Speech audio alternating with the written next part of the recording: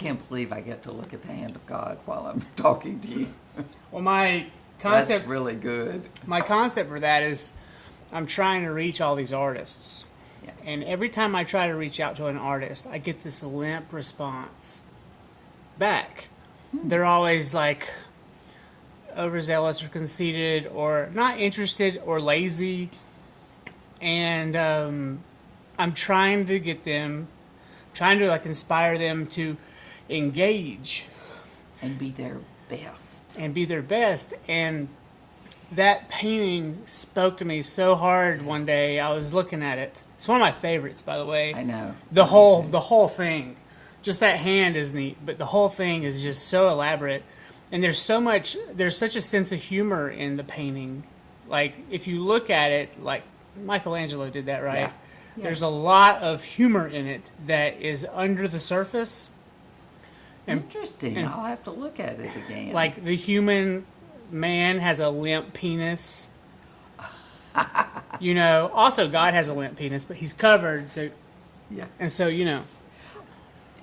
In that, you could write a whole paper on the space between the fingers. They're just not there. And that was intentional. Mm-hmm. And that's... Yeah. And that's the meaning of life, almost. It is. Yeah. In one swoop of the brush. Reaching. I know. I know. And so, when I'm reaching out to these artists, which is easier now that I've built the studio... Yeah. Because they're like, oh, whoa, this guy's kind of got his shit together. Yeah. Okay, I'll go talk to him. But before... It is true. Yeah. Before, man, they were just... I would get attitudes and all sorts of rebuff from people. And I just never understood why. And it's just, I think... I've also found myself that way. Like, I'll have a friend reaching out to me more than I probably think they should be, and they're trying to get through, and I'm like, what are they doing? They're weird. You know, and I immediately put up a front of judgment on them, and that creates like a silk sheet between us where we can't really reach each other. And so I've been smart enough now to, you know, drop that veil and allow them in. But I think a lot of people get that arm's length thing just from the fact that it's so easy to be burned these days. Yeah, it is. And so many people are trying to take advantage of you that you don't know who's who. Yeah. And my thought on that would be not to care who's who. Mm-hmm. I mean, what do you do? I mean, you're older. You're up in age. I am an elder. You're an elder. I am. In our community. I love that. When you get to that level, especially so you came from analog full on. There was like no digital world around you to now. There was hardly a transistor world. Well, what did scams look like in the 60s? Like lies. Right, like door-to-door people coming by pretending to sell you a vacuum. Mm-hmm. And so now it's... Bibles in the summer sometimes. Not all, at all. But scams look like whatever was popular,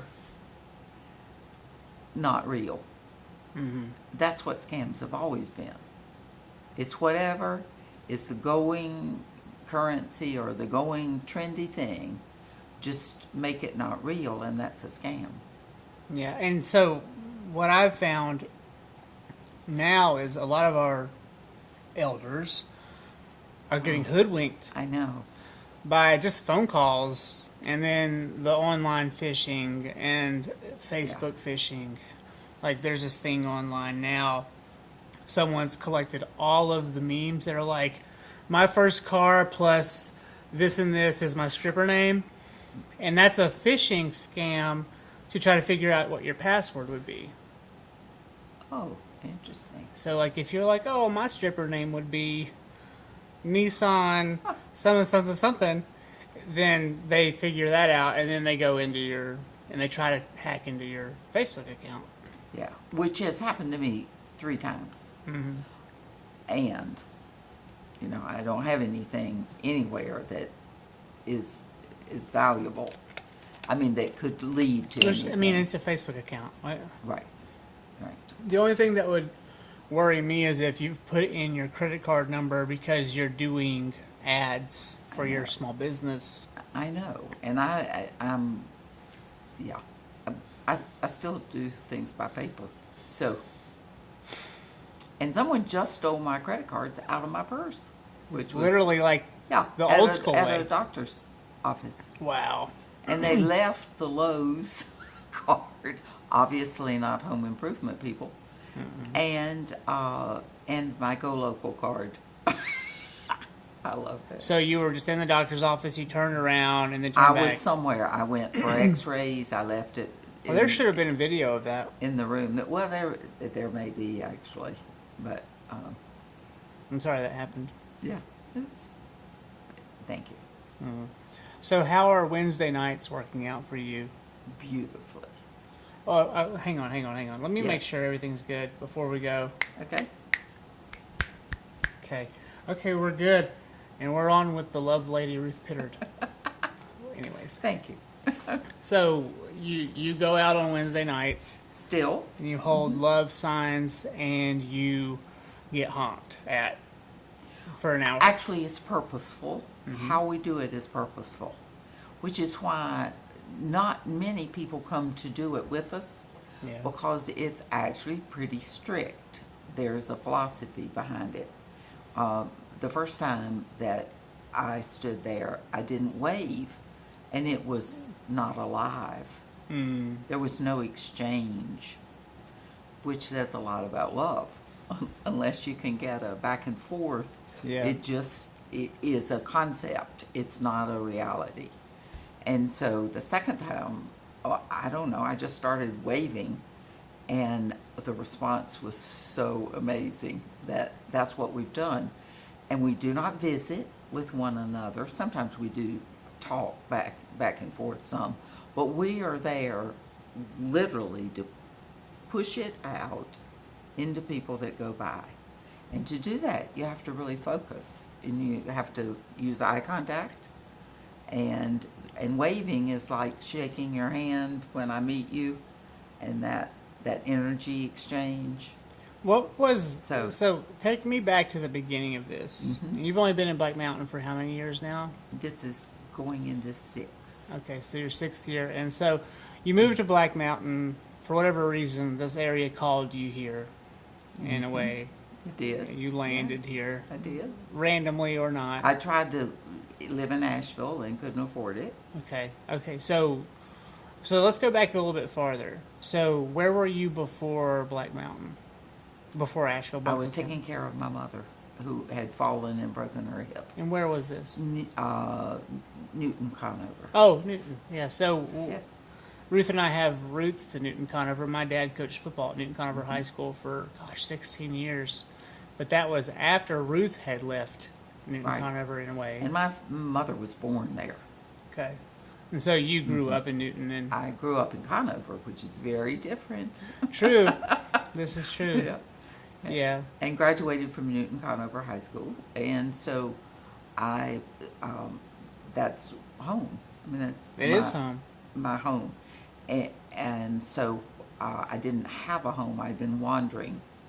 I had stopped my work at age 60. I had 30 years of work at the same place At Davidson at College? Davidson College, and I just kind of woke up and said, I think that's done. Yeah.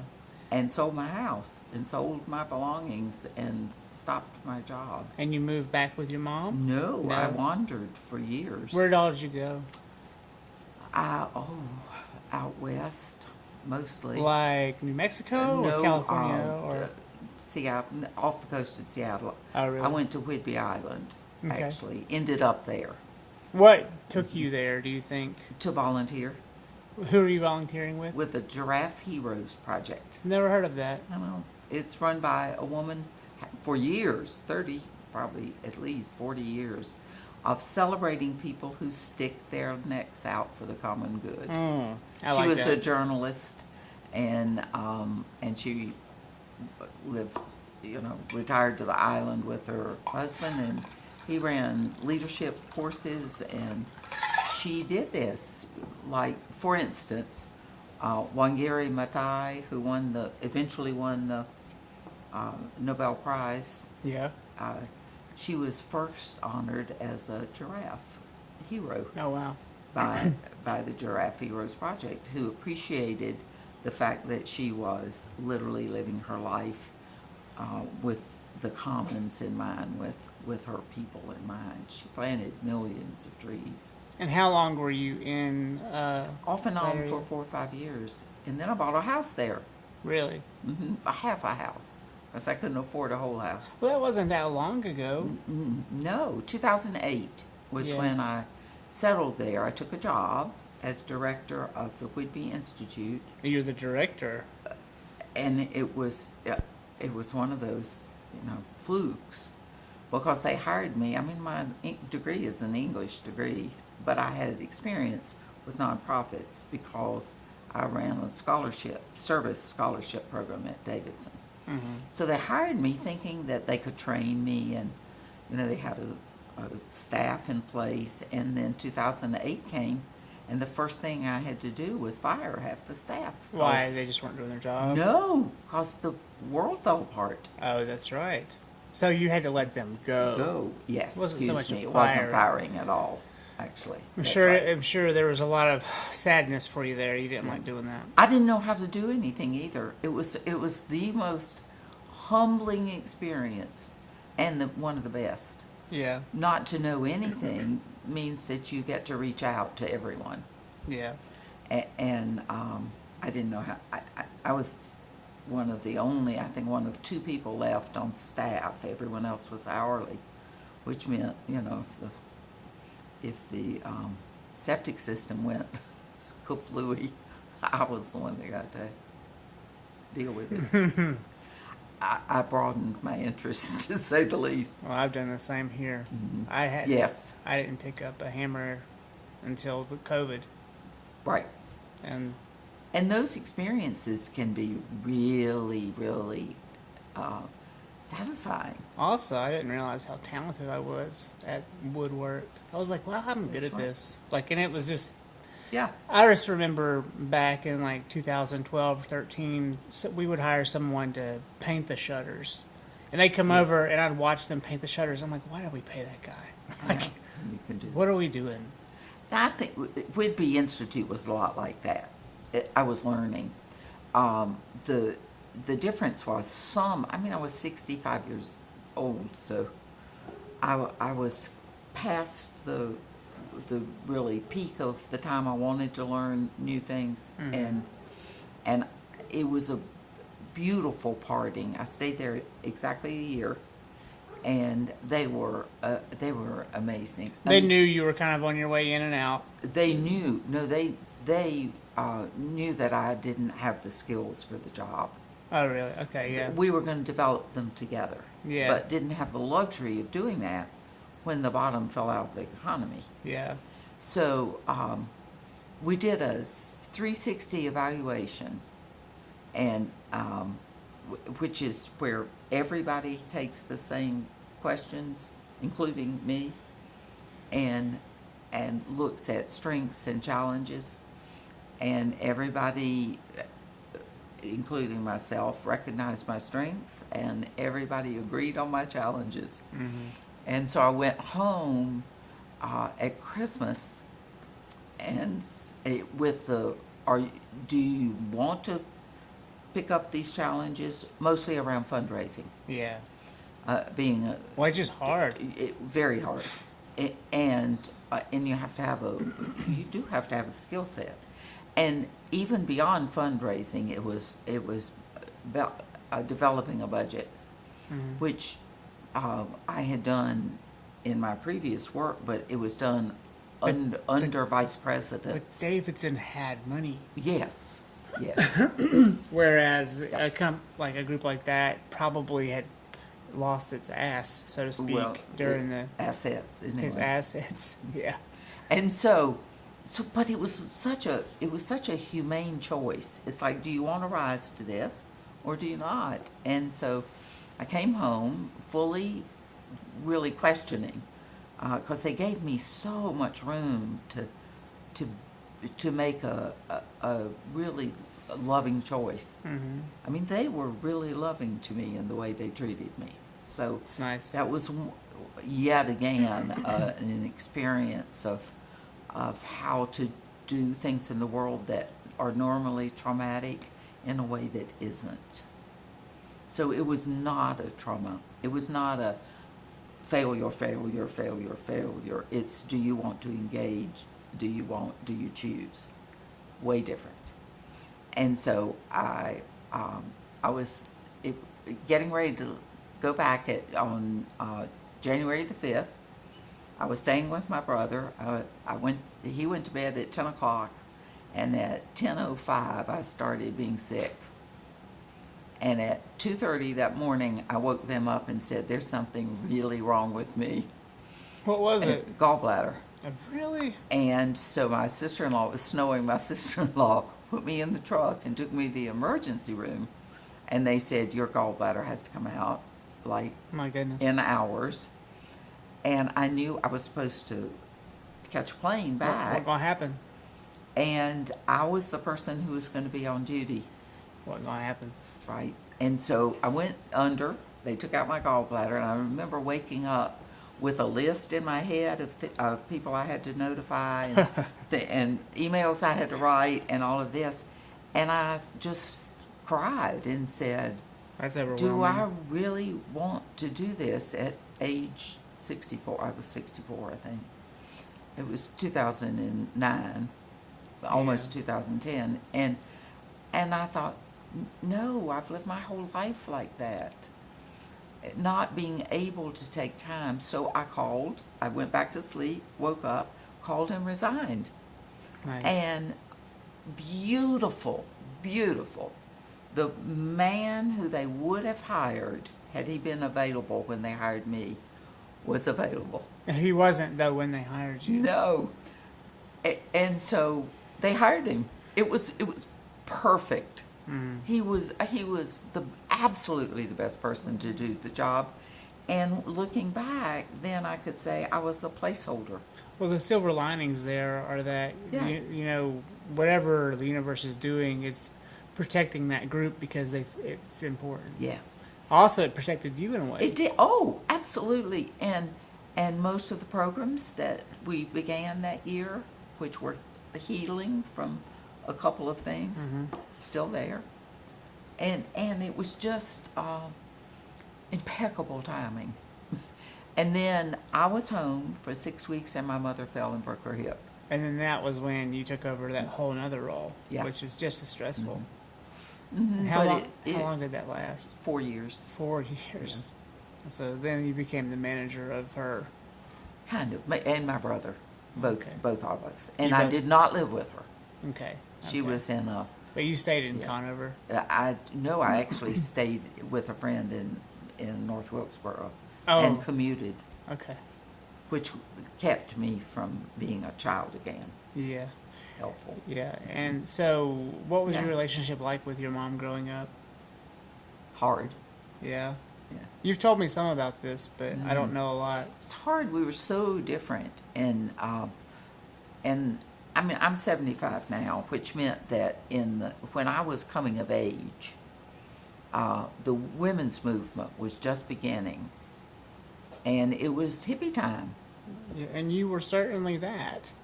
And I was a social activist, and they just didn't understand, nor did they want to. It was not It was a different time. way different time. And were your parents, your dad was around too, Yes. right? So your parents, were they conservatives? No. No? Like, were they like No. Reagan supporters? Like, who'd they vote for in 88? We didn't. Now, my grandmother, my for whom I'm named, was head of the ACLU for years. I mean, she was a staunch from the North liberal. Okay. But my dad, on the other hand, and my mom voted for whose issues matched theirs. No, it's, you know. So I can remember wearing an I like Ike button. Well, Yeah, I mean, the term staunch liberal back then doesn't necessarily reflect what a staunch liberal is today. No, grandmother was a Roosevelt Democrat. Yeah. Died in the war. My grandfather was the total opposite. My dogs are barking. You hear them? Yeah. Total opposite. They didn't do very well with that in their household. And so it was just, okay. And then you guys had friction too. That's fun. Well, I never had political friction with my parents. That was not a thing that we discussed, actually. That happened in my house a lot. My dad. They voted there, but my dad was an Army person. I mean, he was in the Air Force. He was in the National Guard for 40 years. So he was very much a traditional patriot in his views. And he was a fiscal conservative, as am I. Yes, I can say that. And so it was so different. It was like both parties had both ideas in them. The same, but they were. It was more like, who's your horse? It's a blend. Yeah, exactly. Who are you following to lead? Whose lead are you following? Not necessarily, because the parties. You know, someone sent me an Eisenhower platform from when he ran for president, and it is not Republican. Yeah. It's a Democratic platform now. Mm-hmm. Well, So I don't. It's all gotten simplified to a couple of issues. How many elections do you think you've witnessed to this point? From Well, that was the first one. Was Eisenhower. Eisenhower. What year was that? Do you think 50? 50 even, Stephen? No, 50. I see. I don't even know. I was probably 6 or 7. So Right, and you didn't. I was vote. born in 46. Okay. Yeah. But like, so I witnessed that one I mean, so you've seen approximately, I don't know, a lot. 4 times. I can't do the math, but so like 24 elections now, Probably. maybe more. And voted from as soon as I could. Were there any elections that really stood out to you as like difference makers? Kennedy. That was the one. Yeah. Mm-hmm. Yeah. But then also he, went that way. He got shot. Yes, and I broke my parents. I think I don't know. We didn't discuss. What was it about the Kennedy? Oh, he was election? a Catholic, and That was enough. oh gosh, yes. Because now that's like so normal. No, because he was elected. My father-in-law, who was a minister, Methodist minister, told me in all seriousness that we would be taking orders from the Pope if Kennedy were elected, Okay. and that I had better not vote for him. Well, I didn't discuss those things with my own parents, much less my So parents. there is a deep-rooted fear of the church. deep, but yes, That seems so in the South. contradictory considering how religious the people in the But South but Catholicism wasn't considered a legitimate religion in the South. are. But what Presbyterians were, or Yeah. Baptists were. Yeah, but Catholics weren't included in that. It's fine. It just seems. Yeah, I grew up. It seems like this a different color of Manila to me. It is, but it's how can I put one of the most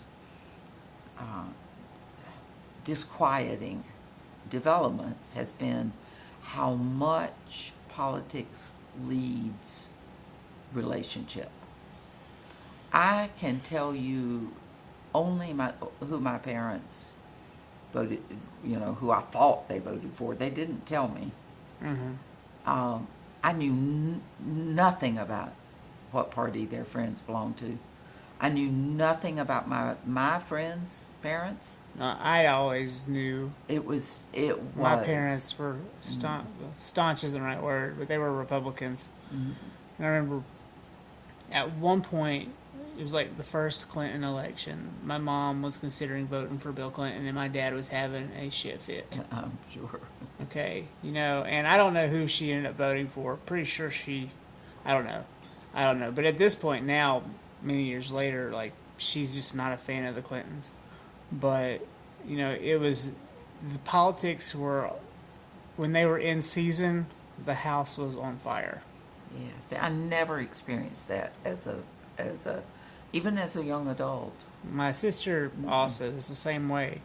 And I'm very much stood back from it.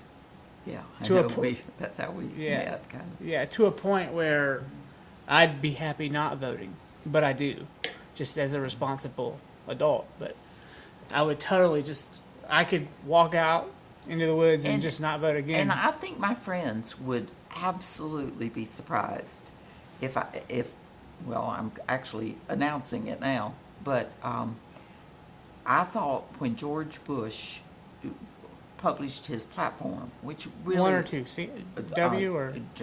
Junior, yeah, okay. I mean... George younger. W. George W. When he published his... It's a platform of compassionate conservatism. That was the platform. And it was beautiful and compelling because it was really about being fiscally conservative, because that was the time when we were, we actually were prosperous during that time, but that we had conservative fiscally wedded to compassion in government. Now, you hardly ever hear the word compassion and government together. Mm-hmm. But that was his platform. And I've always been a person who reads and believes what people say, mm-hmm. that they are for or against. And I mostly vote for rather than against. My whole life is mostly what I'm for rather than what I'm against. Yeah. Yeah. And so, and that's an optimist way to be. It is. Optimistic way to be. Yeah. That's how you should vote. So that vote that year, I don't think I've ever told anyone how I voted. You voted for George W.? I'm not going to say now either. But I want to tell you, I believed wholeheartedly in what he was saying. Yeah. And I didn't see that kind of language. I really liked the way he... In the other party. I didn't vote for him either time. And I feel like in his first 4 years, he was surrounded by the wrong people. Yes. Cheney and them. Quickly... They were toxic from the beginning. But it's helpful for me when I'm having political discussions to talk about the ideas rather than the people, and how the people took the ideas and implemented them, mm-hmm. or didn't. And one of the things that happened to George W. Bush was that those really good ideas that I feel like he as a person really endorsed. I mean, he had his own issues that he kind of settled his devils and was mm-hmm. moving into his own, and he got co-opted out of that compassionate part mm-hmm. of being a conservative. Because of the war. Because of the war. And so... And that fear-mongering.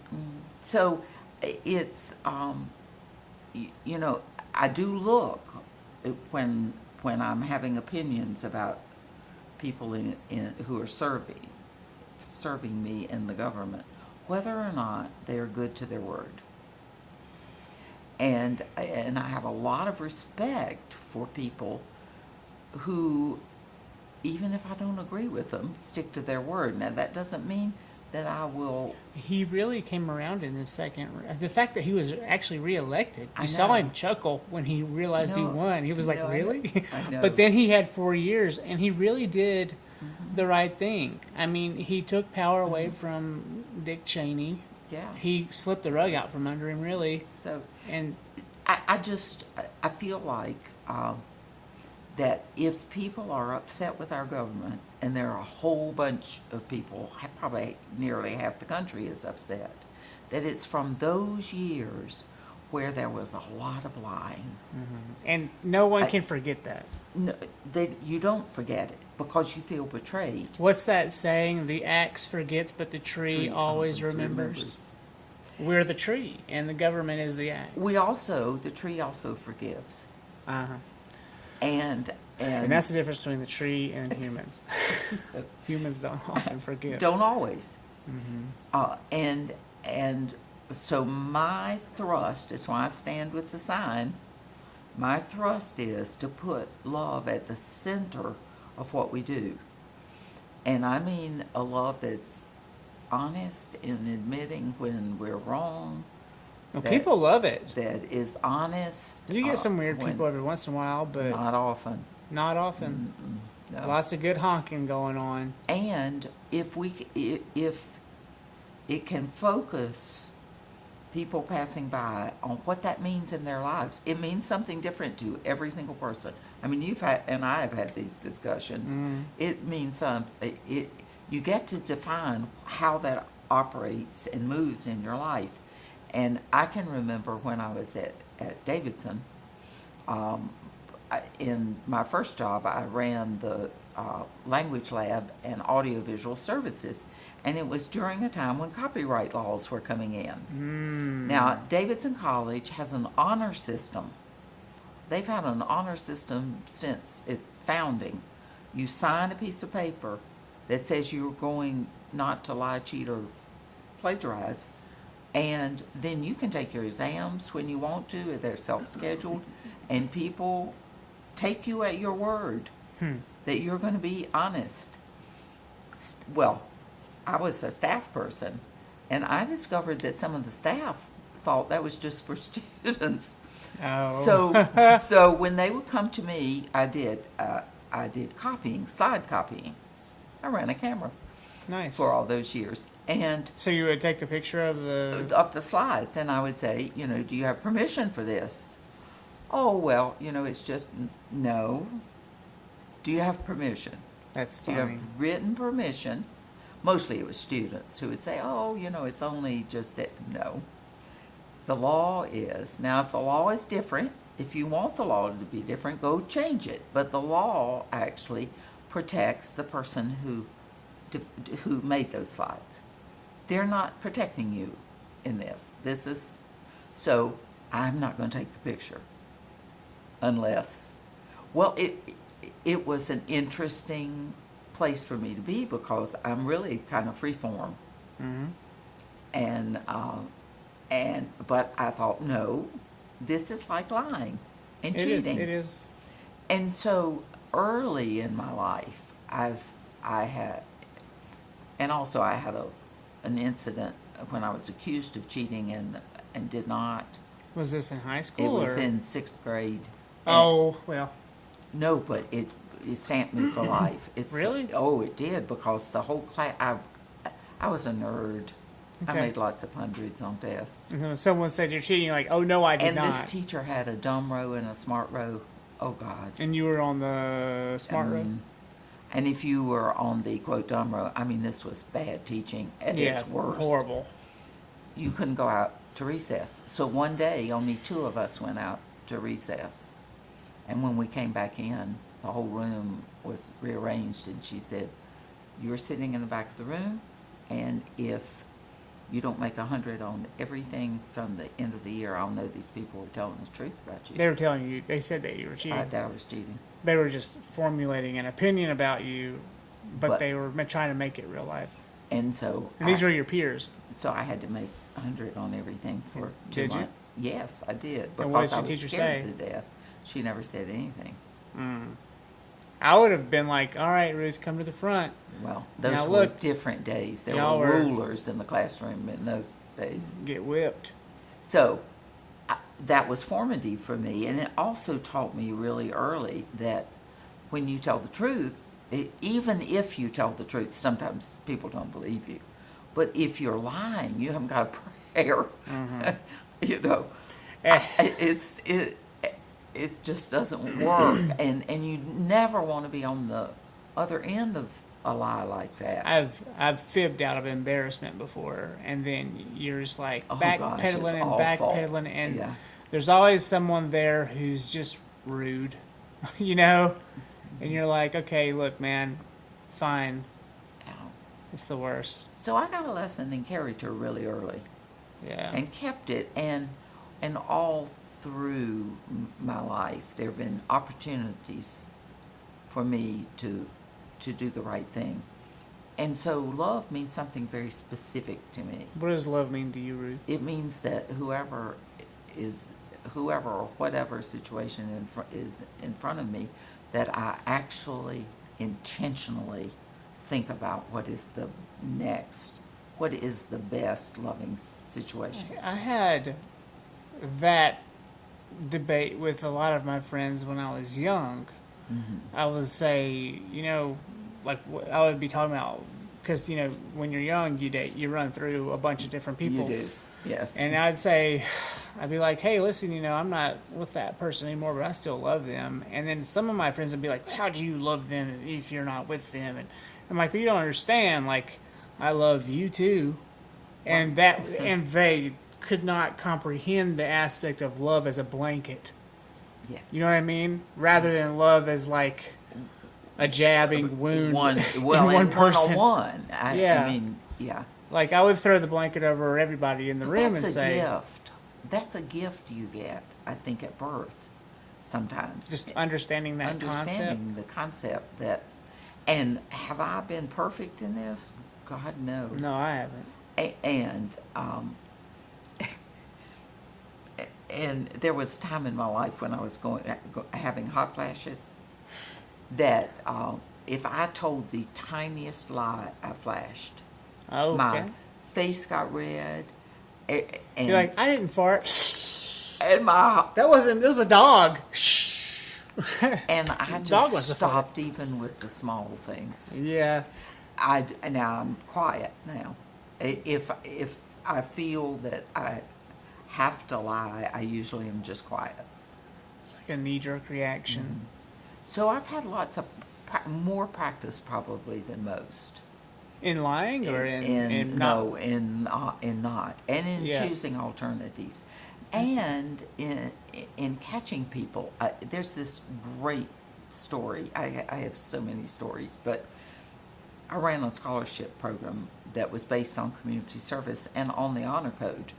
I mean, you were supposed to do 10 hours of service a week, and it was on your honor. You either did it or didn't. We didn't check up. And, because there were 80. I mean, God, you'd be nothing but a police person. It'd be horrible. And so we worked on helping people understand it's about integrity. And so senior year, for one of our students who was pre-med, we had an inkling that he wasn't doing his hours. Really? Yeah, we did. But not up. I mean, it really Honor was. system. It was up to the individual. And so he graduated. And 3 years later, he appeared at my door, kind of peeking around the door. My I goodness. said, And you remembered him? oh, yeah. Yeah. I always worry that- These students were so much a part of family. And so he just peeked. I said, hey, how are you? And he was all dressed up in a suit. And he said, well, I came specifically to tell you I finally finished my honor hours. So he literally went back because his conscience told him to. He was just, while he was being pre-med and med, I mean, he was in med school. He just continued and continued his project. And he said, I knew you'd be worried about it. And I said, I wasn't worried at all. I'm just glad you were. Yeah. I mean, I don't want to be in a position of policing other people for whether they're lying or not. Well, and that's also a greater there's a greater conversation there Yes. for actual policing. Like, Yes. and how, so like, Yeah. a lot of these police officers are, I think, holding on a little too tight. I think that that's an understatement of the century. Yes. You know, and wouldn't it be easier if the honor system flowed out into the real world too a little bit? Maybe a little. I mean, there Well, has to be some I type of think it was- rigidity, but I think it was meant to. I mean, I think that's what religion is for, is to give you a sense of what honor means. like you go downtown And- Black Mountain, and there are people with their windows left open, and no one seems to steal anything out of the cars downtown. At least, knock on wood. Well, and yet they're stealing from neighborhoods like mine. Are they? Yeah. But Hey. I feel safe down there. Oh, and that it's not a matter of safety. I still feel safe. Like I'll run into the post office real quick, not lock my car, even leave my phone in the car, and just run in real fast. Okay, now Yeah, I don't follow me around. And I think steal my we stuff, have a but higher trust factor than most here, and It's not Asheville. In Asheville, I lock up. yeah, and I would love to be in a society where that's the norm. That the norm is It's that, utopian.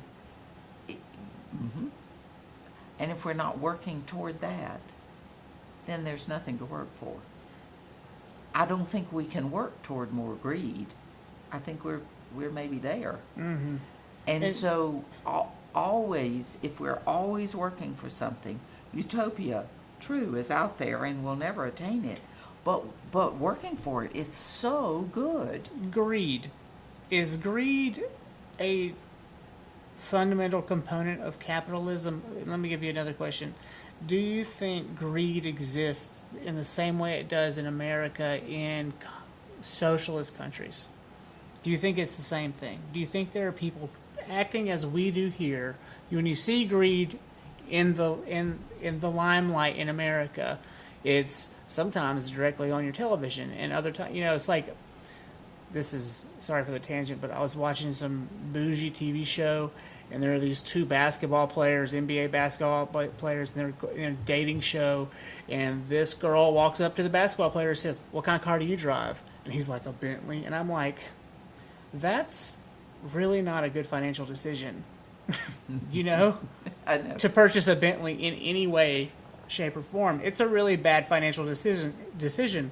And so if I were that girl, I'd be like, that's probably not smart. You know, you're only going to play basketball for 4 years. Right. Save So your maybe money. you're not the right guy for me. Well, I have a friend But- who counsels those people and helps them make those decisions. That's her job. Counsels people who are suffering from... who've made a whole lot of money and really don't know what to do with it. So she goes and helps them figure out how spending that money can be a reflection of their soul. Yeah. And there's and it's, as she would say, magnificent work, because most people who you may look at as greedy just really don't have an idea of how not to be. They don't know really where to put Where's their... the alternative to that, and how much? I think personally, because this man went to Davidson, Steph Curry is Steph Curry. is a really, really good example of a basketball player who is first a human being Well, you know, of real integrity. God gives you these incredible talents, and Yes. then also the size to be in the league, right? Mm-hmm. And then you're in that league, and you're in basketball. Maybe they have more time than, say, football. And baseball players can play longer, but you really only have at most maybe a decade to really accumulate. And what are you doing with your money? He's investing in education. I mean, That's he's great. running, and I'm always entranced on TED Talks, Yeah. and with the people who make it. You know, they're working for some multinational, 2 years out of college, and they're drawing in $500,000 a year. Top 40, under And 40. 1 year later, it's like, wow, this isn't worth it. And they go and take those talents and work with street kids. And I just worked with a group of young people in India, the star of whom was the #1 graduate in India the year before. Well, no, it was a couple of years back, but the #1. I mean, the student everybody wanted, and he worked at it for a little bit and thought, this is a waste of my life. And now has this rich, amazing life and of service. Didn't have to sacrifice who he was to do it. He just redirected his skills and capital to a different thing, and that's what I think is different. In America, we say that we are generous, and we say we believe in equality, and we say that we are a Christian nation who cares about our neighbors. And we can look at and examine how true that is. In socialist countries, you can't really do that. And that's frustrating for me as an American, because there's all of this anti-American speech within America now. And I'm like, is it really that bad? Because I hear about things or injustices happening in China, injustices even happening in the caste systems of India, which the fact that there are caste systems is an injustice all by itself. And we have one. What would our caste systems be? Can you label them? Read Caste by Isabel Wilkerson. She won the Pulitzer last year. Really? By comparing Germany under Hitler and our system and India's system. Wow, really? So so what did you find out of that? It's a really long book, and I can tell you, I'll try to distill it. But first of all, we can admit that we have a caste system, and that where you were born in it matters. The South, in a middle-class society, is where I was born. Yeah. And so what does that mean for me? That means that, number one, because you're white, you're very privileged. Just immediately off the bat. Immediately, straight out. And it also means that unless something happens, you're going to stay in that rung. Unless I choose to either climb or fall, I'll stay right there. Yeah, and be probably content. I think a useful way to look at it is that in America, if we acknowledge that caste is there, it can be permeable. Okay. I mean, well, look at the Obamas. I mean, they're south side of Chicago is not high caste. But education is one of the things in America that can move you up. And we have said that from our inception, and that's why we had public school. Well, why are we 24th in the world, or worse now, in education if we hold that as a higher Because esteem? we got stuck. What did we get stuck in? We got stuck in caring whether or not black people were equal. Interesting that you say that. And so, break that down for me. Look at what happened, white flight from the schools. Right. So I wasn't even around yet, but so when we started integrating black children into the schools, you're saying there was white flight, and so these white people were moving the kids out of those schools to private schools? To private schools. Where it was just white kids. And where there was opportunity for the opportunities that used to exist. I'll give you a good example. I love Davidson because Davidson asks important questions. And the students that graduate from there know how to ask important questions and look for the answers. But first, you got to have a really good question.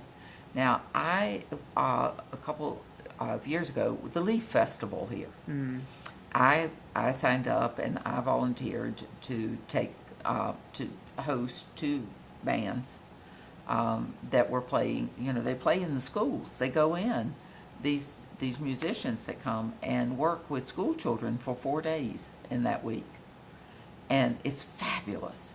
They talk about music. It's like an anthropological experience. And I mean, they talk about where they came from, how they did it. One of the singers that I hosted was an Alaskan Inuit who did throat singing. Okay, yeah. where else? I mean, the kids got to do it, talk to her. She was pregnant, talk about what her children were doing, and for 4 days, and they wrote their own school song. And so anyway, there's this whole thing going on. And I got out of the car, and the school says, Ruth! Everywhere I go, there's somebody from Davidson. Well, it was a student I knew who is now a full-time volunteer teacher at this school. She works every day as a volunteer. Wow. Because she was working at a private school, and so that her children could go to private school, and she was doing English enrichment activities, theater and such. And she looked at her children and thought, why am I not, instead of making money so they can go to private school, why am I not donating my time so that all of the children in her class can get this enrichment? Wow. So she made this enormous switch to, and God, you would have thought, children coming up, when are we going to do our play? When are we going to do our play? You know, some of them not even able to speak English yet. There were, in the school where I was, there were 15 languages. They all knew who she was. They all were going to do a play together. Cool. And so that's the kind of decision that I think we can offer ourselves when we talk about how does love operate, or how does integrity operate? How do we share with one another? I think that the rub there for a lot of people who may be watching is like, how did she just donate all of her time and not get paid anything and then still afford a roof over her head? And, you know, the answer to that question is she probably had a spouse, and that spouse had a job too. I don't know. Like, how do you donate all your time? You decide. Yeah. And then you work it out. I think that's how we get trapped into it. You know, at some point, I decided I was going to be a counselor, and then I decided that I would only be able to work with people if I was going to do it as a job. I could only work with people who could afford to pay me, and frequently they're not the people who need it. Yeah. So I just did it for free. Well, that happens in media a lot too, where And I'm fine. you're going out and the people who can afford to pay for your time as a camera operator, Yeah. editor, they don't deserve the attention. They're often Well, I wouldn't go that far. Well, no. Some of them, Yeah. they're the ones that have paid me top dollar are often the most shallow in my field. Yeah. Okay. Okay, in my field, the race car drivers who think that they're the hottest thing since sliced bread, but only go around in circles. That's their life. I know. They drive around in a circle I'm going to resist categorization here. over and over. That's what they do, and they do it faster and faster. And it's a construct And of an they ego. provide. They do provide. I think everyone has a place in the order, and I don't like to make judgments about who's more valuable or not. Well, it's just, but then flip the switch over to the nonprofit side, and I had that same epiphany where I was like, I'm not doing this anymore. I'm not taking these cameras to the racetrack or to some commercial shoot that's just it's a succubus for my time, my attention, my energy, and they're not appreciative of me.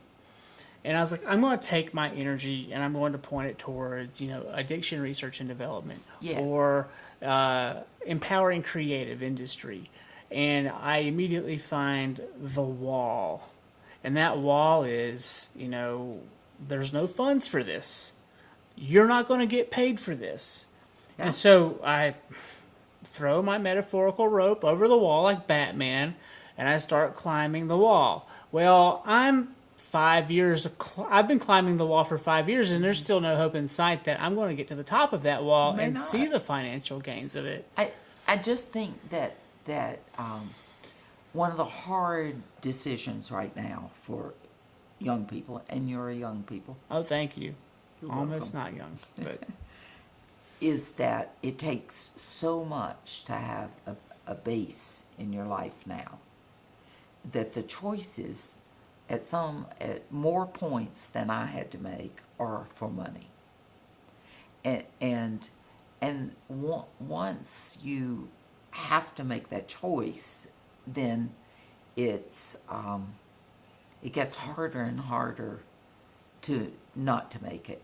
In other words, I've got friends my age who are very able to volunteer and donate and do, because they already have their house and they already have those things. With age comes wealth. Yes, but you also look at Cory Booker, Okay, yeah, I'm a Cory Booker. who's living right where he grew up, and then that, because he has a good job, that gives him so much leeway in what he can do with his money. And I think that if I had any wisdom to offer young people coming up, it is that to understand you're in charge of your choices of things you buy. Like you were saying, the Bentley. Or just in general, Amazon yeah. addiction. And to the newest and the best and the most.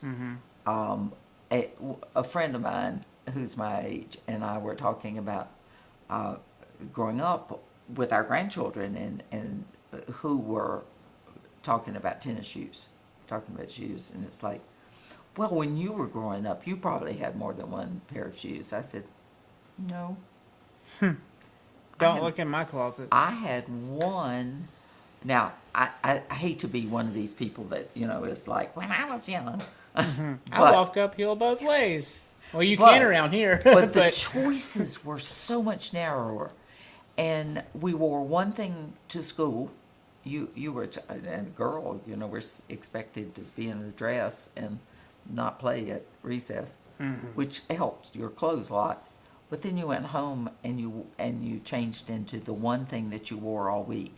There were basically 2-3 outfits. That was it. I mean, if you saw me on an everyday, I'd wear the same tank top and running shorts. And I think COVID reminded us of how little you have to be happy and comfortable. Well, that brings me to an interesting segue. Yes. Okay, so the COVID also provided a lot of people with stimulus money.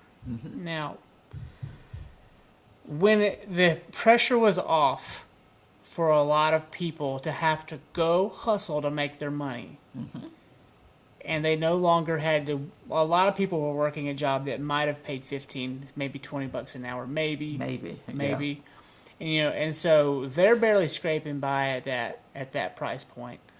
And so all of a sudden they're making as much or even maybe more off of unemployment security than they were off their job, which they also probably didn't like.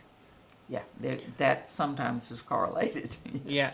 And now the rub over here is go back to work. There are plenty of jobs. But then, John, Jimmy, and Amy are over here like, I hated that job. I don't want that job again. I'm just going to wait, and I'm going to see if I can't find a better job. And if they're lucky, they do find a better job. But there are a lot of people still waiting.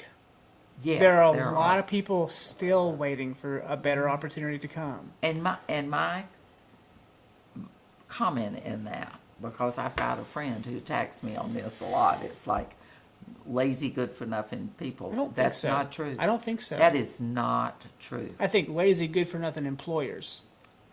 I'm not going to judge either. Okay. I really want the system to change. Well, how would it change for the better? To redefine for the employer, what is yours? What is enough money for you? Well, I had a guy ask, he was sitting right there, he was like, what is your why? As an employer, what is your why? Right. Let's look at, I collect stories, and one of the stories was the man who did, what's the cloth that, Polar Tech. in Massachusetts. Okay. He was the main manufacturer of Polar Deck in Massachusetts.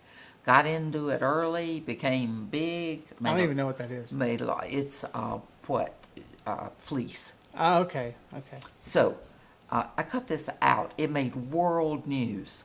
He made a lot of money. His employees were happy. He shared, but he himself made a lot of money, and his factory burned down. And they interviewed him the night that his factory. It was a big deal. It was a big factory. Oh, Lots of people gosh. lost. People lost. People died. No, but I mean, they were out of work for. What did he say? He said, "Hey, they got me where I am. They're not going to miss a paycheck. Nice. I'm going to pay their benefits. Not one soul will lose his or her job because of this, because they made me." There are those CEOs that I hear, and I wish I could give reference to who they are, but I've heard them say, they're like, we don't fire people here. They choose to leave. And, that could be its own caveat for a toxic environment if they push you out. But it could be true. But what he said, I mean, it was so unusual that it went around the world. Like, this man is way over the top generous. Not really. I mean, yes, he was generous, but he was just doing his part. He was doing his part. And so my comment for people who say to me that these people aren't working, well, what jobs are out there? Mm-hmm. And if they are manufacturing jobs and you play the violin and played the violin at a restaurant. Well, that's exactly what I'm getting to here. Yeah. Why? Do you just take that job or do you wait? Well, I think you wait. For me, I did collect pandemic assistance for small business. Yeah, because you're a small business. Yeah, and it's different, but the same. And I'm 21 years into my career, right. And what am I supposed to do? Go work at Hardee's. You want me to just go get a job at Town Hardware right now? I know they'd hire me. Yeah. And I'd love to actually be a great job to have. But I'm not of age. I'm probably not of age to work there yet, because those are all, they bring people in who are retired. But I just. Now, I will tell you that why people my age are so judgmental of that statement, because we did do those jobs. Mm-hmm.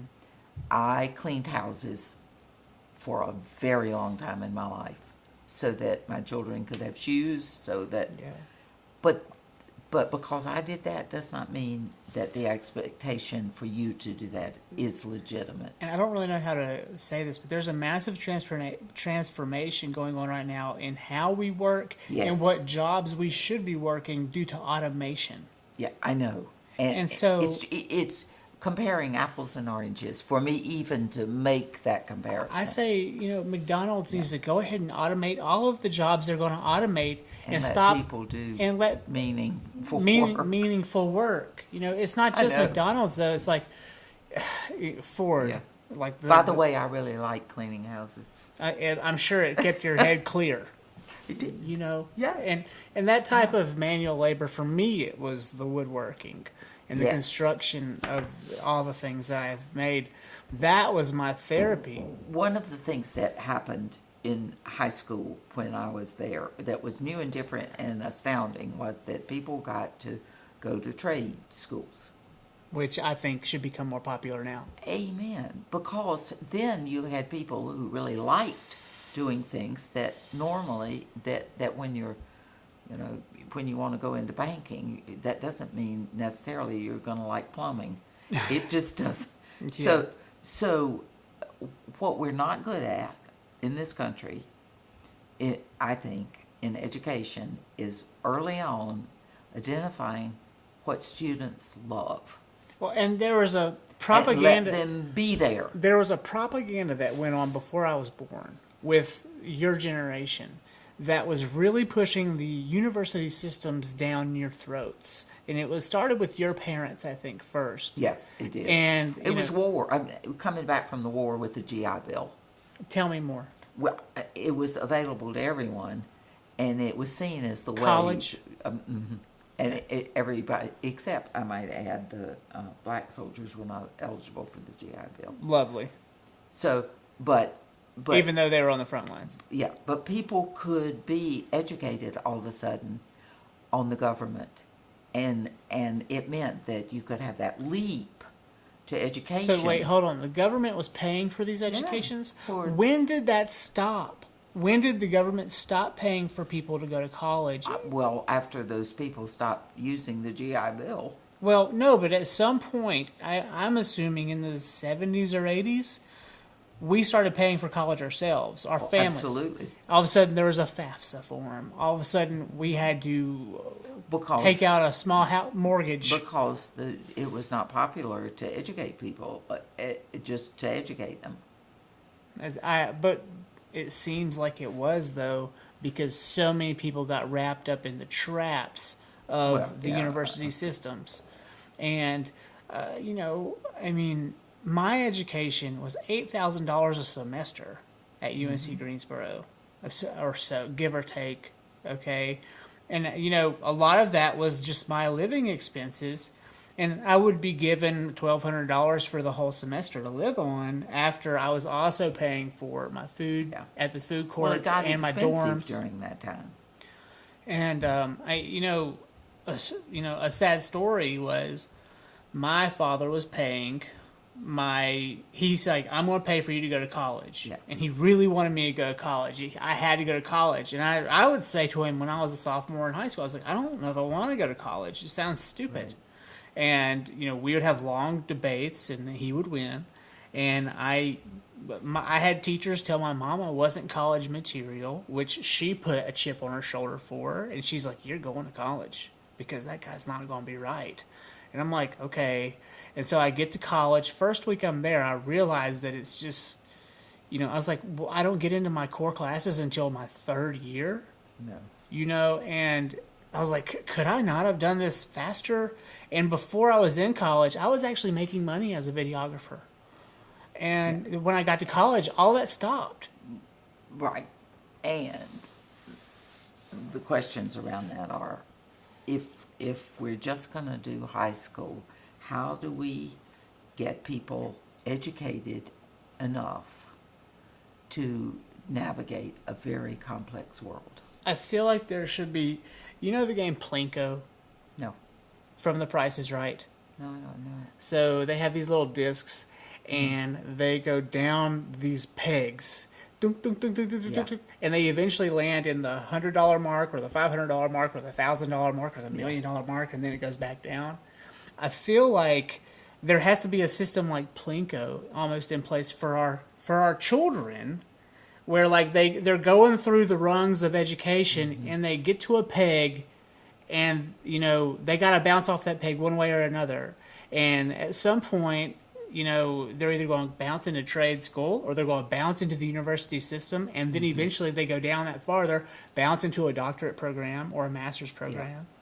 And it goes on, and some people are lifelong students, and other people go to school till they're 16. Yeah. And what we've seen in this country is, certainly in politics, is a general devaluing of education. That you don't have to know what college people know in order to be quote educated. That you can just and that's a debate that we need to have. You can be well read and not educated. That's right. And you can. And I don't know if you know about Khan University. Do you know about Khan? It sounds bad. Well, it's free. I don't. Oh, Khan. K-H-A-N. Oh, yes, remember? Yes. Khan Academy. Khan Academy. If you want to be educated, you can be educated. And I love that. Yes, and I think more and more that we can, if we can just loosen up our concept of what education is and allow people to go, especially children, to go where they want to learn and let them learn there, and let them enjoy it. But when they get out, they can't be destitute because they can't afford a house. But then also, they have to have a motivational vector early. Because what I've seen with certain members of my family is There's no motivational vector. There's no why. There's no Yeah. personal why. And so one person becomes a sloth and just stays in their bedroom and never comes out. Yeah. They have agoraphobia of some form. And then another version of my family ends up just deciding they want to, rob pharmacies. And that's their motivation. And they end up in prison. And you're like, where did we go wrong with those people? And, the criminal or the lazy. The we is creating, the we starts with good parenting. And parents who understand that they can, that children. How do you tell that parent that after it's too late? I don't know. It's a good. It's one reason we're having trouble in this country. Well, one of my members of my family at 22 went to prison, and I sent him a letter. He's my cousin. I love my cousin. I love him, and I was like, had your, parents allowed you to be around the men on this side of the family more often, you might not be in prison today. Right, but they didn't. So where do you go from there? He gave that letter to his mom, and now we're on an out. Well, and I don't, she got word. But it created a rift. I'm saying at some point it becomes the person who's involved. It becomes theirs to move. Yes, but. And he's now had 7.5 years to think about it. Yeah. And he's out next year.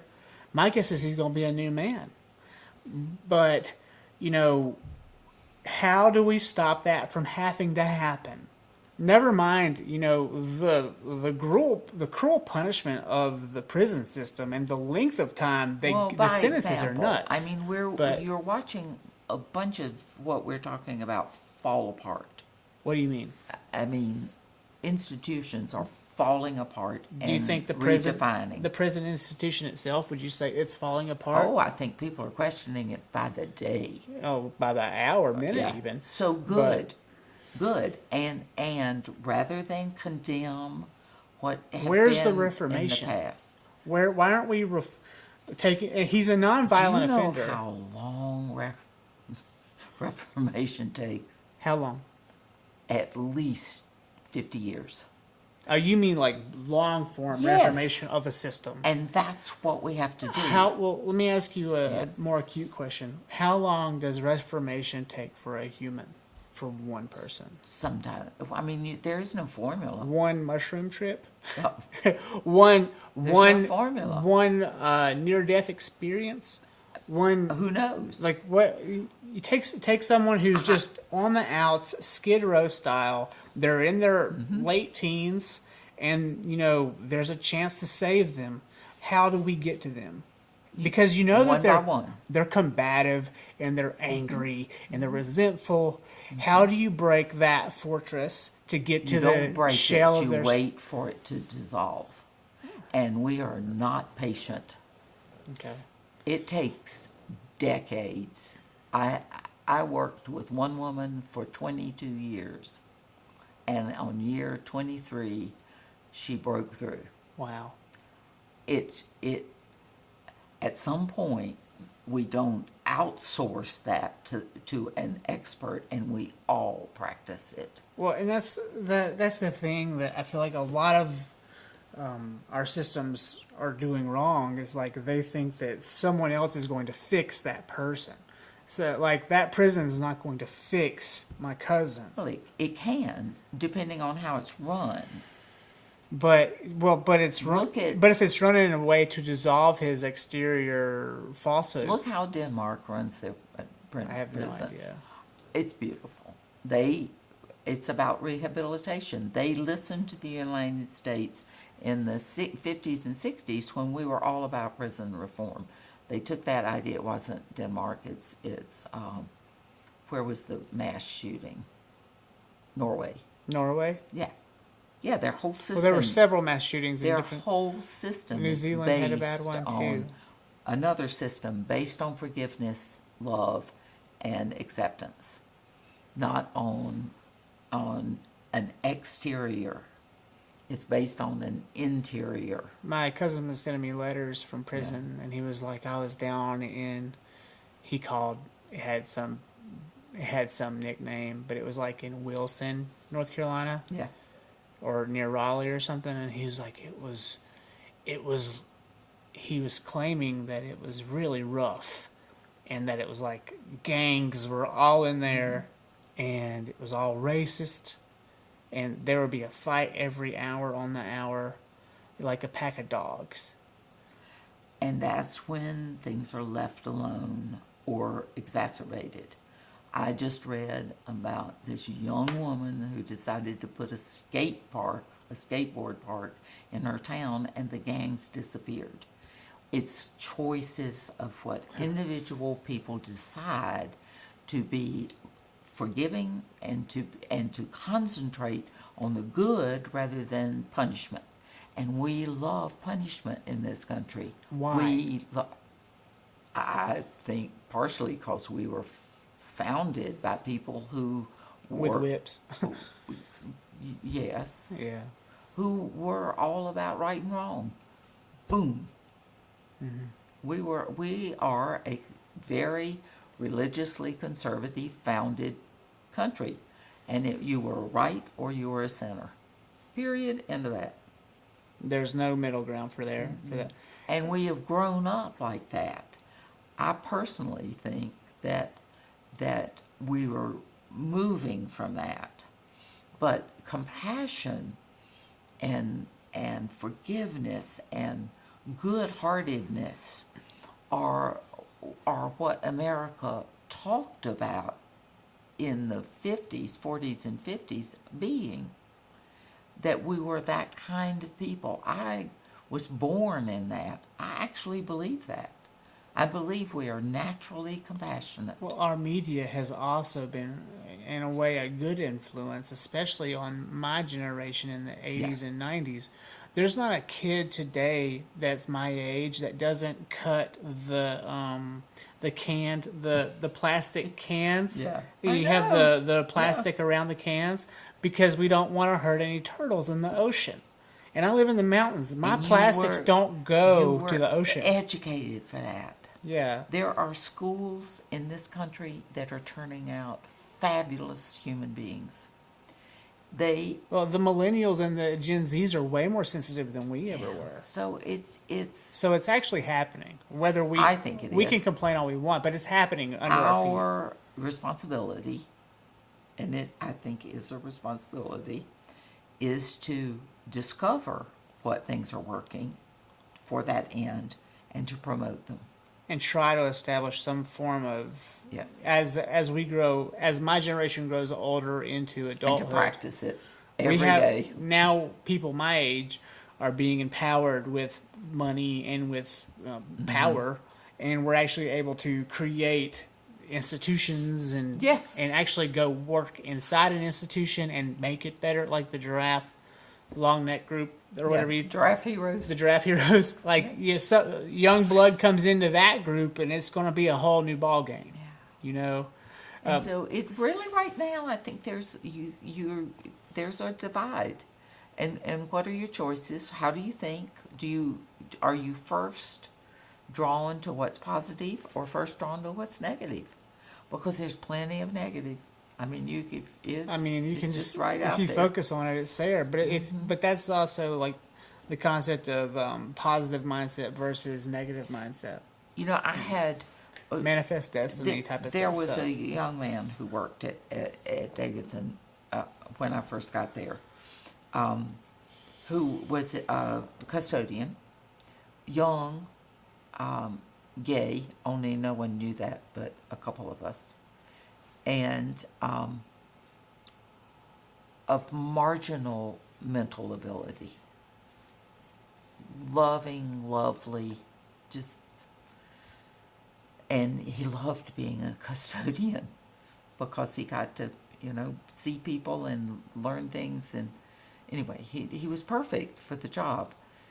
At that time, there were some crimes being committed On campus? in the building where I worked with him.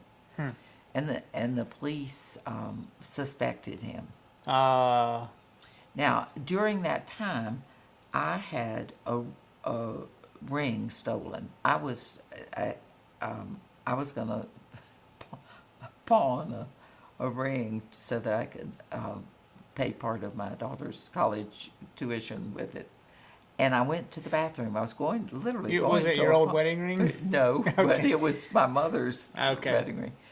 And so, I was upstairs in my office, and I went just down to the bathroom before I was leaving, and I came back and it was gone. And so, Someone walked in there, looked around. I reported it, and they noted, and maybe 6 months later, they set a trap for this young man that was working there, and did catch him taking some money out of. Was it the custodian? My friend. It was him. Who took the money, not probably my ring. Okay. But they came to me because I had said, I know this person, and he is not a thief. He may be hard up for money. That's a different thing. All these crimes probably, I don't think it's him. And so we argued about it, and they said, you're just a Pollyanna. What's that mean? So Pollyanna? It means I think I refuse to see that. They thought you were naive to that then. So they came to me and said, it was like, see, he was a thief. I said, that doesn't mean he took my ring. And he said to me, you just got your head in the ground. I said, do you know something? Had he asked me for it, I would have given it to him. That's how I know he didn't take it. And he knows that. He would never do that. Because if he was that hard up for money and had to compromise himself so deeply to steal, he knew he could come to me and I'd give it to him. And it was like, and he didn't. I asked him, and he died in prison of AIDS. And that's horrible. And I asked, but he went to prison for the theft? And he went to prison? Yeah, because it was a certain amount of money. And they threw the book at him then. And I said, did you? He said, no. Well, that's entrapment. I would never, well, it wasn't then. I would never steal from you. I said, I know that. How much money was it? Do you remember? No, I wasn't privy to any of that. Okay. Because that wasn't me. It's like they could have left out. But the point $50, but they probably left out $2,500, and it's like they were horrified that I believed in him. Yeah. And I'm not going to give up that belief. Like I say, I would have been willing to give him the ring. I think that's what I'm talking about. You can't just say, oh, this is hypothetical. Yeah. I would have. My daughter would have understood. I would have found it some other way. I can clean houses. I'm able to have a range of choices he did not have. And in order to keep him safe and give him a chance, I've got to be willing to trust and to back it up with whatever I can have to do it. That's because I know how much money, what is enough for me. Let me ask you a question. So we're here in the United States, and we're a wonderful melting pot now. Yes, all of a sudden we've got not just blacks and whites. We've got the 30% of us are Hispanic. Yeah. 12% of us are Indian, like as of by way of India, Right. which is a lovely dynamic to bring into the fold. Yes. And then never mind all of our Norwegian, Scandinavians, German, Japanese, yeah, and Chinese. all Venezuelan. All these people live in our country, and we are fighting it out or not, and living in harmony, whatever. But then when you go to the other countries, like Venezuela, like China, like Russia, they're all Manila. They're all one type. That's because they don't believe in democracy. But it's so strange. Like, you go to Europe, and okay, that's the West, obviously. You know, even if you go to Turkey, you see a lot of different types of people, you know, there. But then you go into the Far East or the Far South, Yeah. or to Africa, and I don't know why.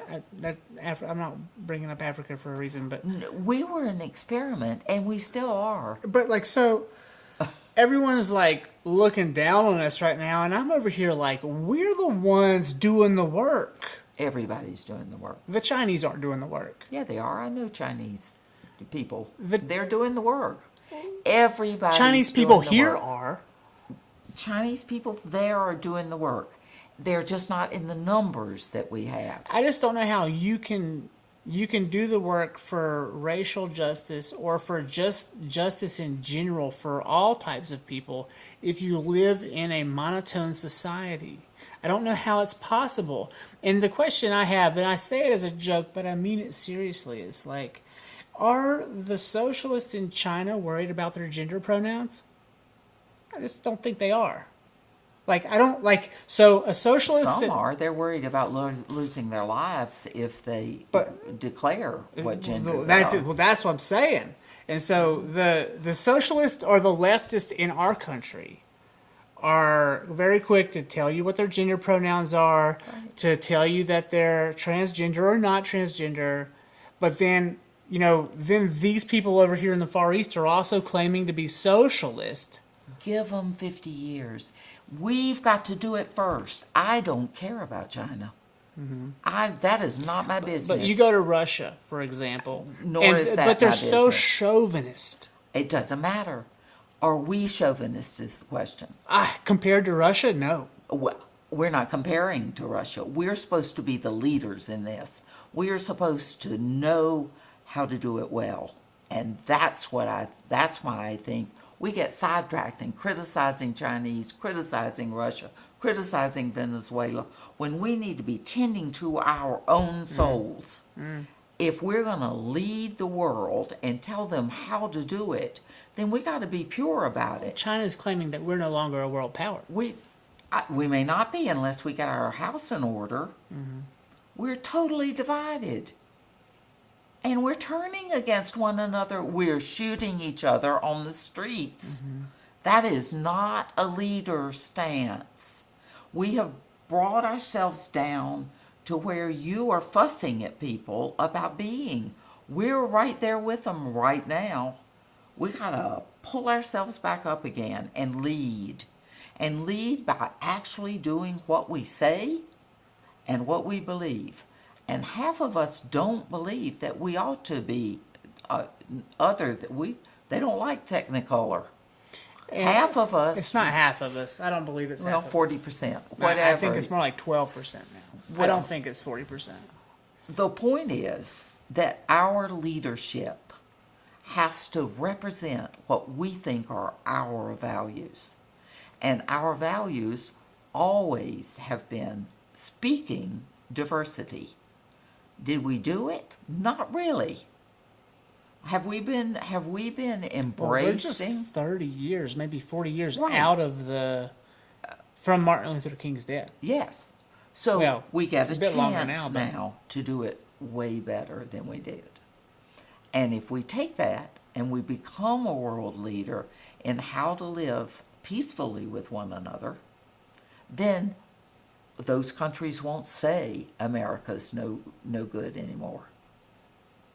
They won't have a leg to stand on. But we can't act like we're acting and say we're the greatest country that ever was. Sure. We can't do that because we've got to put our money where our mouth is. Basically, put our souls where our mouth is. If we're going to speak equality, then we have to be willing to live it. Now, in the Far East, in China, they don't believe in God, or at least that's the national Well, there dictate. is a religion, yeah. Well, the national dictate of China is that God does not exist, correct? Well, yes, and yet the church is rising again. So the Sorta. and But it's Buddhism is underground. yeah, Buddhism is awesome, very prevalent, I'm sure. I can assure you. So- and it's a very private thing, and so you just don't talk about your religion there. right. And so, and it's hush hush. Yeah. Where here, everyone is like, as loud as they can be about whatever they are. I mean, what's your take on that? Like the oh God, differences. we could go on for days about that. That's the point. I got 2.5 hours easy with you. Come on. Okay. Well, I mean, I'm not. I'm a hybrid. You go to the Universalist church. I go Unitarian, Unitarian. Universalist. But I've been to every church there is, Yeah. and I've been an atheist. I mean, Tell me about- I've been an agnostic. I've never been an atheist. Sure, but tell me how so what time of your life did you go agnostic? Like, where were you in your life when all of a sudden you were like, I just don't know if God's real? Fourth grade. That early. Mm-hmm. And where were you when you had the epiphany that God most definitely does exist? I wouldn't call this universal intelligence God. What would you call it? Universal intelligence. Okay. Guiding force. The great fabric. The mystery. I love the mystery. Because I think the minute we started trying to name it, we lost it. Well, God's such a masculine word. Yes, it is. So my whole life has been about searching for the mystery, appreciating it, and living in it. And living in the mystery means that there are not nearly as many answers. What moments and or dreams have you had that have taken you into the mystery, so to speak, and brought you back enlightenment? There have to be a few.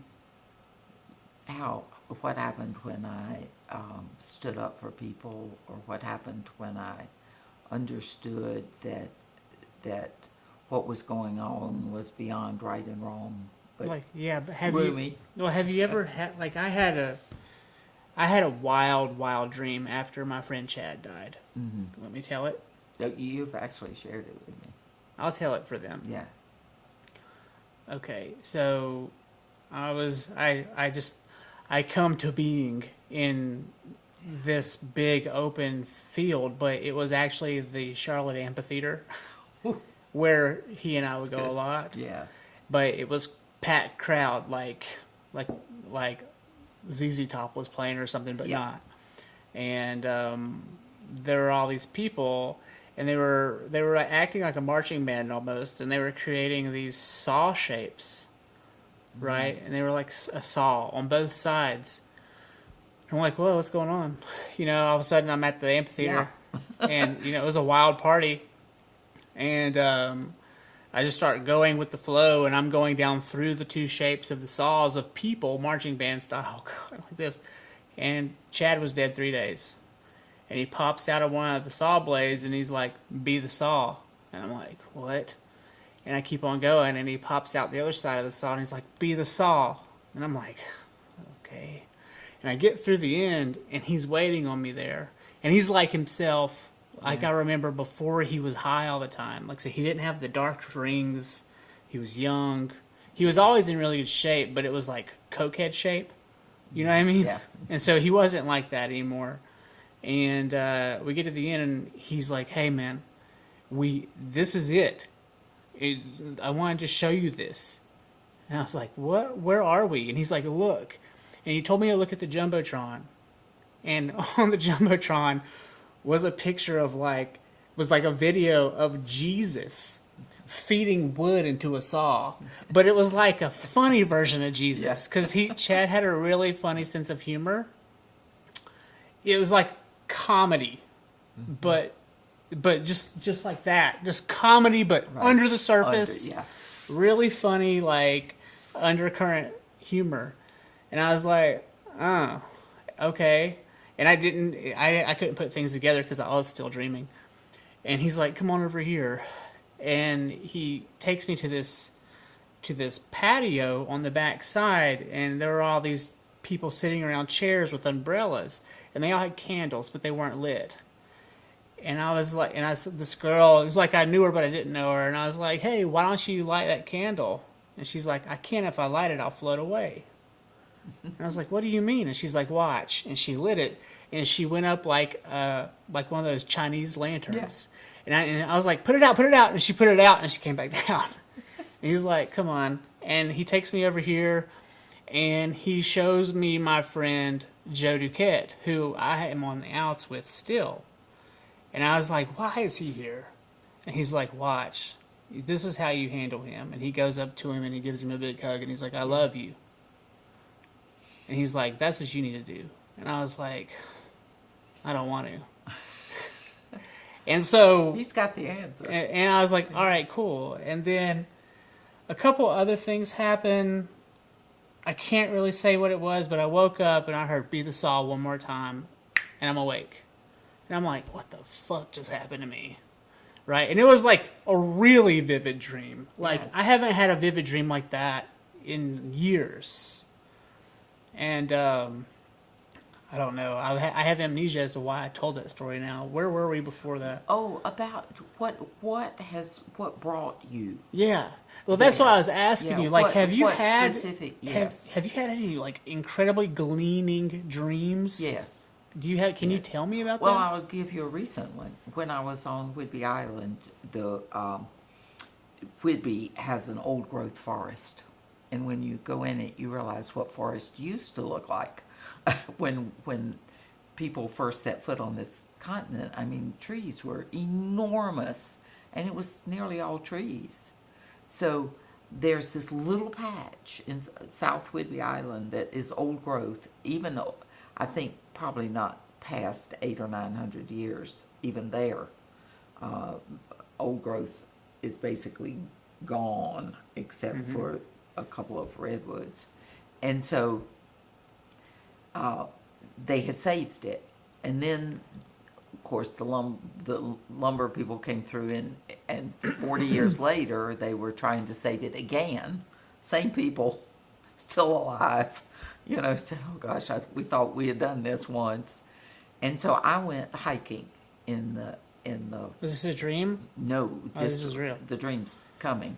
Okay. And so I went hiking there, and one of the trees, as you know, are really sacred to me. Trees and water have been a deal. That's why you like it here. Yes. So, and why I plant trees everywhere, and I will declare trees talk to me. You just have to speak the language. I had a mushroom trip one time, and a tree really did talk to me. Right. Well, I did it without the mushrooms, and well, so you would. So it was. I was in the forest, and I got really tired. You know how when a tree upends, when it falls, and the enormous root ball was probably 10 feet tall. Wow. This root ball, and so there was a cave in amongst the roots, and so I crawled in, and I was... You literally crawled in that thing? Yeah. It was calling me. It was like a bed. Mm-hmm. And I was so sad that they were in danger again. Mm-hmm. And so I go in, and I'm half asleep, you know. You were just sitting down? Well, there's so much oxygen, you know, around trees, you get really kind of giddy. And I was mostly asleep. Especially in the root ball, if there's a ton of oxygen. And this tree says to me, time is linear. You think time is linear. It's not. It's like a layer cake. All time exists at all time. Just look at a cake and know that you're in the top layer. And the tree, here I am, I chose to exit. I chose to leave this time, but I still exist in time because it's not like you humans think it is. Whoa. And so don't cry for me. I chose to go to show value and just celebrate the fact that you are privy to knowing it's a cake. Flash forward to your experiences with the trees that they cut down in front of the elementary school. Right. You know, which is why I sat on those stumps and said, do this. They didn't choose to go. Yeah. And so I came out of that with a whole new appreciation of the mystery. And since then, have discovered that that's Einstein's theory of time anyway. Relativity. And time actually is a construct that doesn't exist. Exactly. Yeah. So, And the tree told you that. You didn't have to go Yeah. to school forever. right.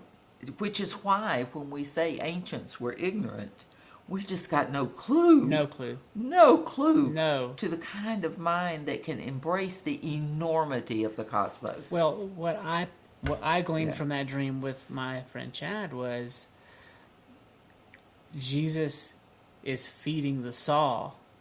So, and that what he's feeding is the work. The work. And so when Chad was saying be the saw, he was saying do God's work. And I had to sit down Indian style for a half hour to figure that out. Well, that was quick. Yeah. Normally it takes years. Yeah. To Like that. And why in the Bible are there people who interpret dreams for you? I mean, we used to do that, and when I was being trained for Pachamama and looking at the Achuar culture, that culture in Ecuador is a dream culture. So every morning they get up at 3:00, and now they use ayahuasca, and you know about ayahuasca, but their medicine men do not. They talk to their ancestors, but they also talk to the future. The future and the precestors. Or what would you They- call a person who doesn't exist yet? You call them They wise, talk to people who don't live yet? and Ooh. who don't live now either.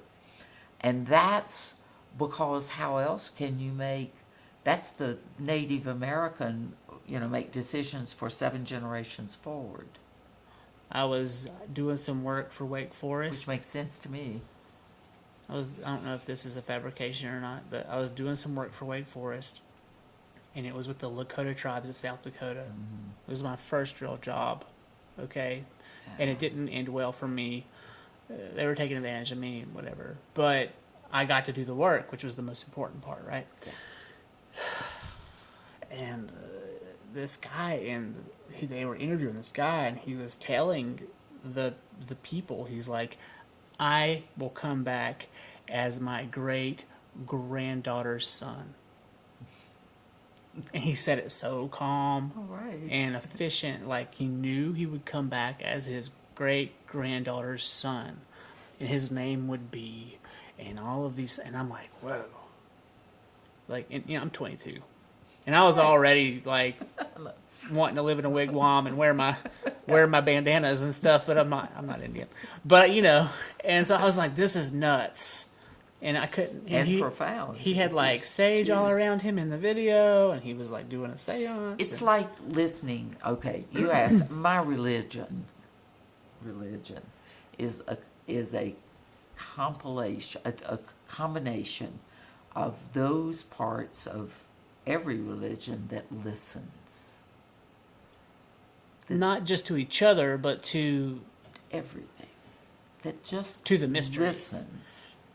And I think if I had to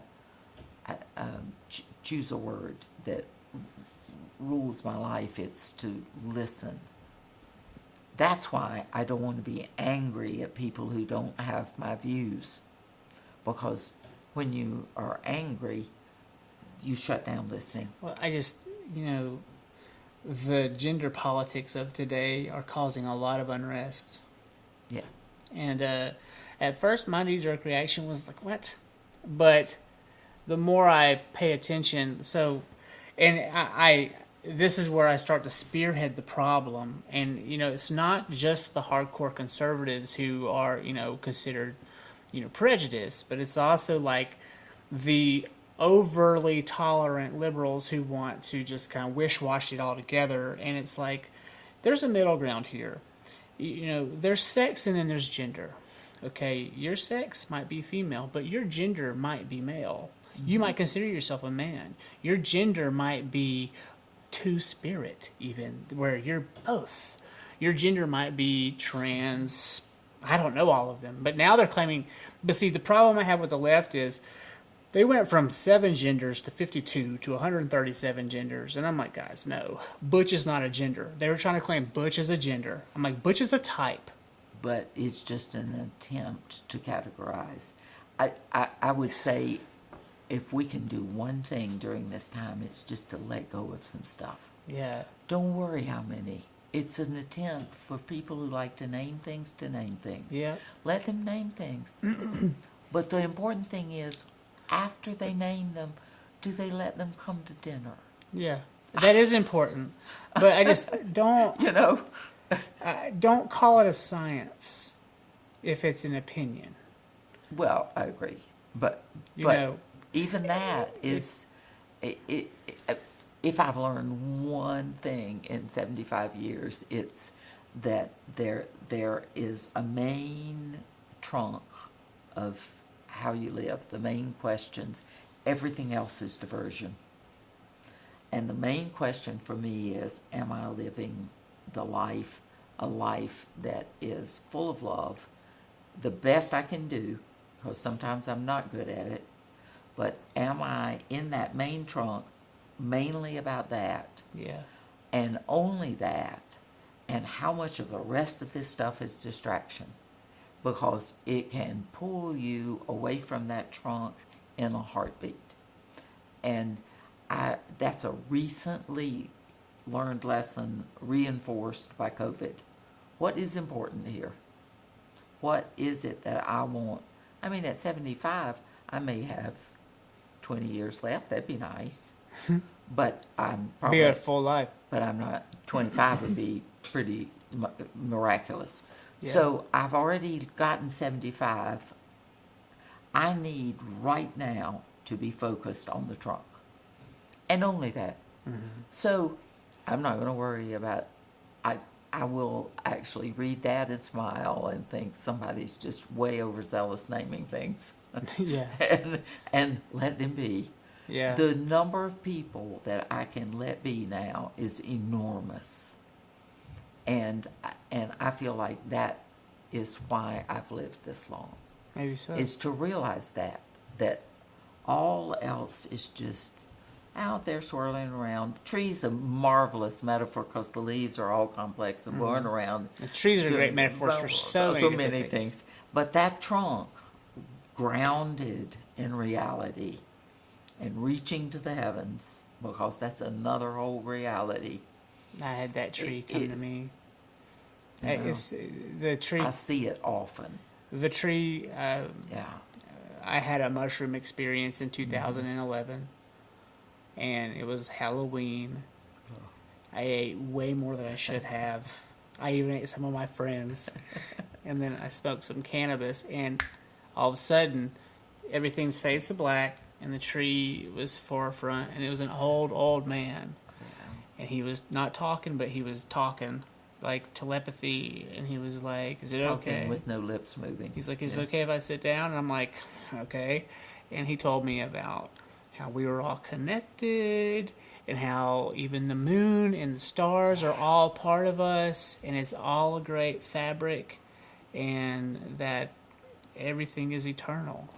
And I was like, thank you. And there's a T-shirt of Frida Kahlo at where I work at Shift Rope that says, "We are stardust."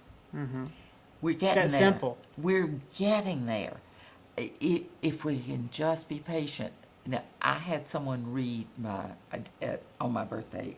I get a reading, an astrological reading, just so it's fun. Yeah, it is It's fun. fun. Even if it's like a fortune cookie. And it shows me whether I'm on track or not, because there are some things that are cyclical that you can kind of use as at least a navigational tool. And so it's like, she said to me, because she's a friend and has been reading for me a long time, she said, "Woo, it's going to be hard for you this last part of your life." Why? She said, You're a finisher. You're not going to be able to finish this.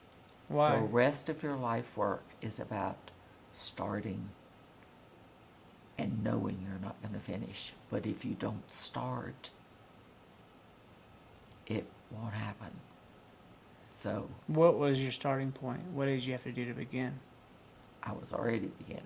And what was that? Well, it's that I've The love lady, Ruth I'm Pittard? getting rid of the periphery. It was all When about... people, if someone rides by and calls me a name, I can blow a kiss Mm-hmm. and mean it. I'm to that point now. And mean it, and actually practice it, and not be distressed about the evil in the world. And boy, is it coming out. And I mean, a lot of Almost like a death throw. right. And I hope that's what it is. As we're on the cusp, I mean, we're at the age of Aquarius. It's all about love.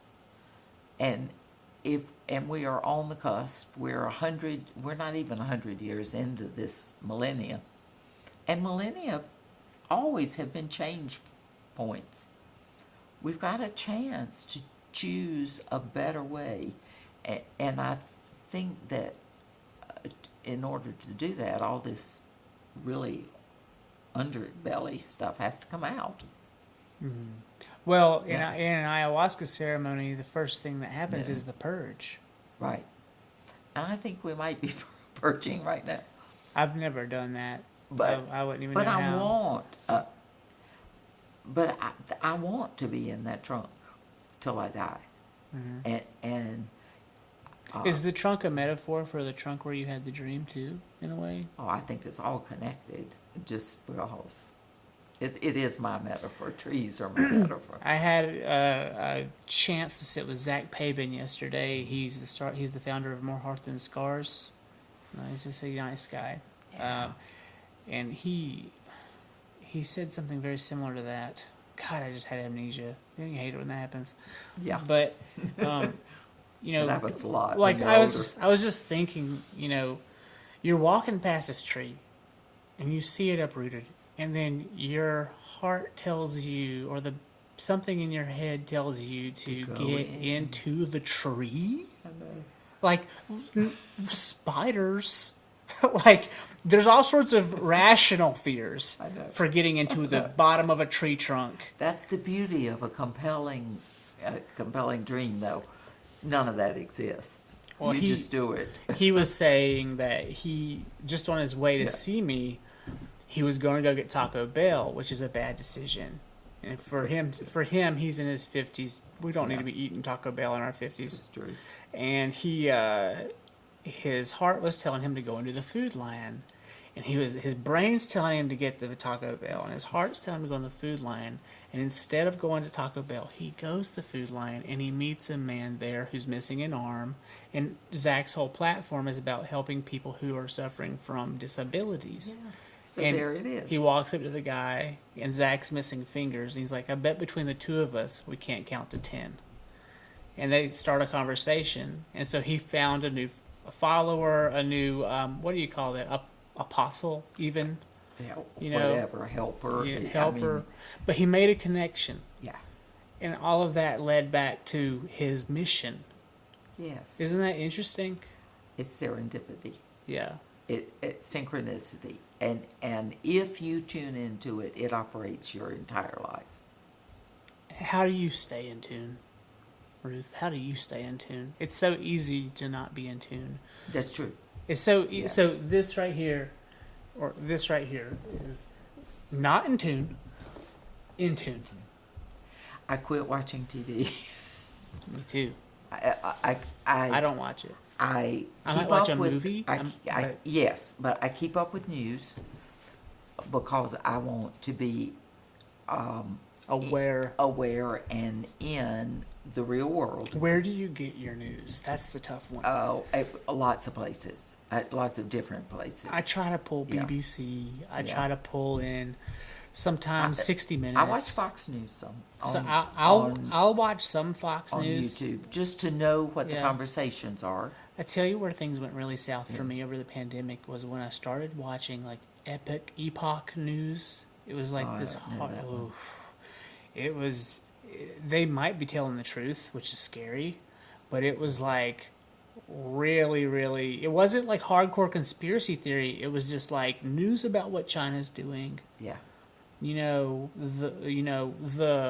Uyghur Muslims, the genocide. Right. And they were coming back with images, and I was having panic attacks. I know. And I had to unfollow Epoch News, even though I probably believed what they were doing. Then you don't need to augment it. I think for me, it's keeping a balance and keeping my trunk before me at all times and understanding that now I have to be dedicated. The news was so frayed, and Yeah. there was so much misinformation on Facebook and on Twitter and know. ABC, CBS, Fox, MSNBC. I could not get a grasp on what was really happening. It's all. I turned it all off. Yeah. Probably about May of 2020, and I just went and I listened to the wind, and I said the only truth I can know is my own. That's exactly. I think a lot of people did that, and are still doing it. And you can't. For me, it's hard to remain optimistic if all you're hearing about is Death, destruction. disasters, school shootings. Yeah, and so it's just. It doesn't mean that I don't hear it some. You don't want to put your head. What was that word you said? You don't want to put your head in the sand. What was that word you called yourself? You call it I don't with remember. with your friend who stole the ring or didn't steal the ring. Oh, that I What'd they call you? oh, Pollyanna. You don't want to be a Pollyanna today, but at the same time, I also don't want to be a doomsayer. Mm-hmm. And a doomsday. yeah, I Yeah. want us to celebrate and practice the best we can be. That's what that sign's all about. That's the best we can be. I feel so sorry for these first responders because they see so much shit. Yeah. Like, how do they stay positive? Well, they have to balance. I just had a retired EMT on a few weeks ago. Yeah. And actually last week, a week ago, and he had to retire and start a roofing business, and he was in really bad health, and he was having nightmares about losing his whole family because he'd go out to a job, like a call, and some off-duty police officer finds out it's his wife's cheating on him with a coke dealer. I know. And then he shoots himself in the head in front of his children. Yeah. And that ruined him. And so these I people... mean, that's really too much to handle. It's too much to tell you it. Did I you know. see your response? Yes. Ruth, No, I I'm know. sorry. No. I'm sorry I even said it. But It's do you all right. see the negative? It's like the circle of screaming. Yeah. He actually had to witness that, but he And didn't be there. And he was talking about how he didn't want to tell his wife that know. because it would send her into a spiral, and so he harbored that for probably I don't know how long, but he didn't want to tell her about all the horrible shit he had to see, and then he was just taking it in, but it was inside him. It can't stay there. And so it reminds me of the Green Mile when the big black man spits I love that film. He spits the toxic flies out of his mouth and into someone else, and then that person then dies of cancer. Yeah. That's what it's like when we turn on the news today. Every time we turn on the news, it's shooting those flies into our souls because it's so negative. It is. It is. And so we can't live. I mean, you can't live just watching TV.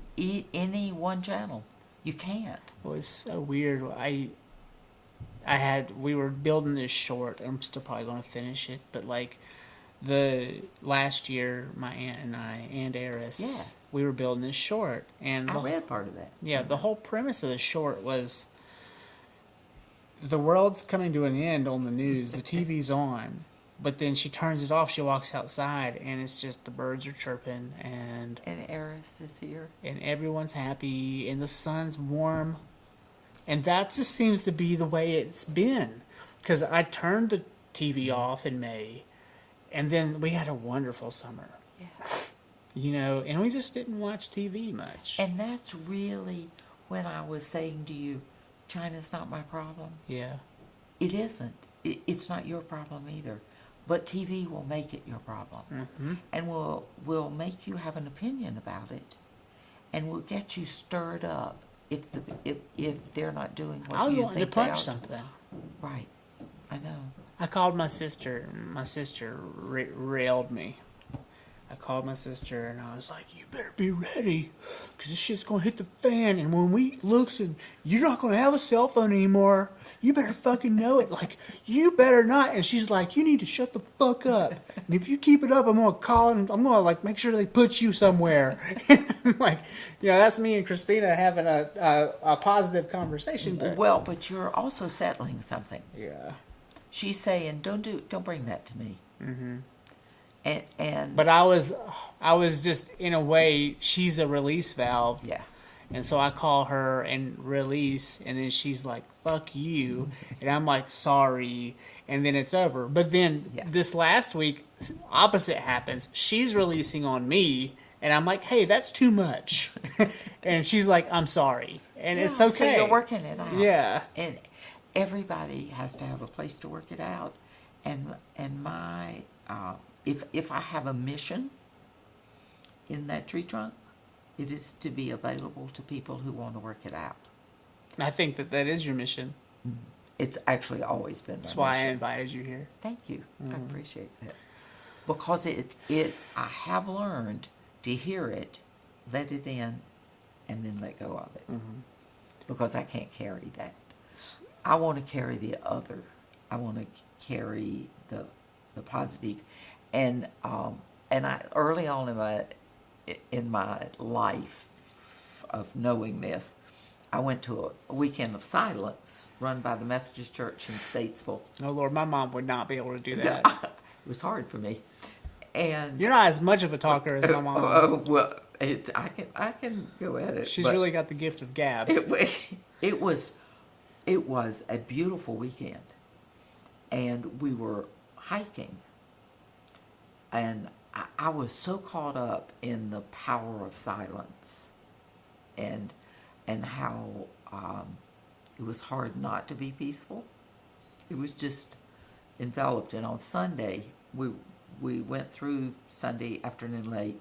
We were taking the last hike, and I slipped and went, and the people behind me, I know, thought I was going to die, that I was falling to my death. It was really a steep thing. Really? And then I caught my balance and moved back. And when we broke silence, the people directly behind me said, "You were smiling. When you slipped, you were smiling." And I thought, that's because I was at peace. And there was no one there to say, "Hey, watch out for that rock." Wasn't my time. No, it wasn't. But I've always remembered how I felt when I was falling, and I thought, it's okay. I've lived well. It's fine. I want to feel that from now on. My mom took a fall off a glacier in Alaska. Whew. And she was like, and then back up like that, you know? But Yeah. like she landed on her forehead, Oh, you know, and you know, elderly woman. hard. Calling her elderly's tough because she's only 69, you know. Yeah, she's way younger than I am. But it's hard to call your mom elderly, you know. It's just tough. I know. But she's older and elder. And elder. she came much home. easier. She came home from Alaska with a big wallop on her forehead, and you know it was a war story to tell. Yeah, right. But it's funny. It's funny. I don't know. So I mean, that's all when you say how are you balanced? I mean, I couldn't repeat to you what the what happened to the policeman. I heard it. I let it in. Do you know The Blind Side? Yeah. Do you know when she asks him, how did you survive all that? He said, my mama told me to keep my eyes closed. Mm-hmm. And it allowed him not to participate. Yeah. Well, you can close your mind's eye.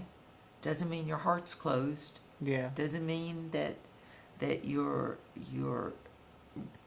intellectual is closed, but it just means that you don't see it in a way that sticks and harms you.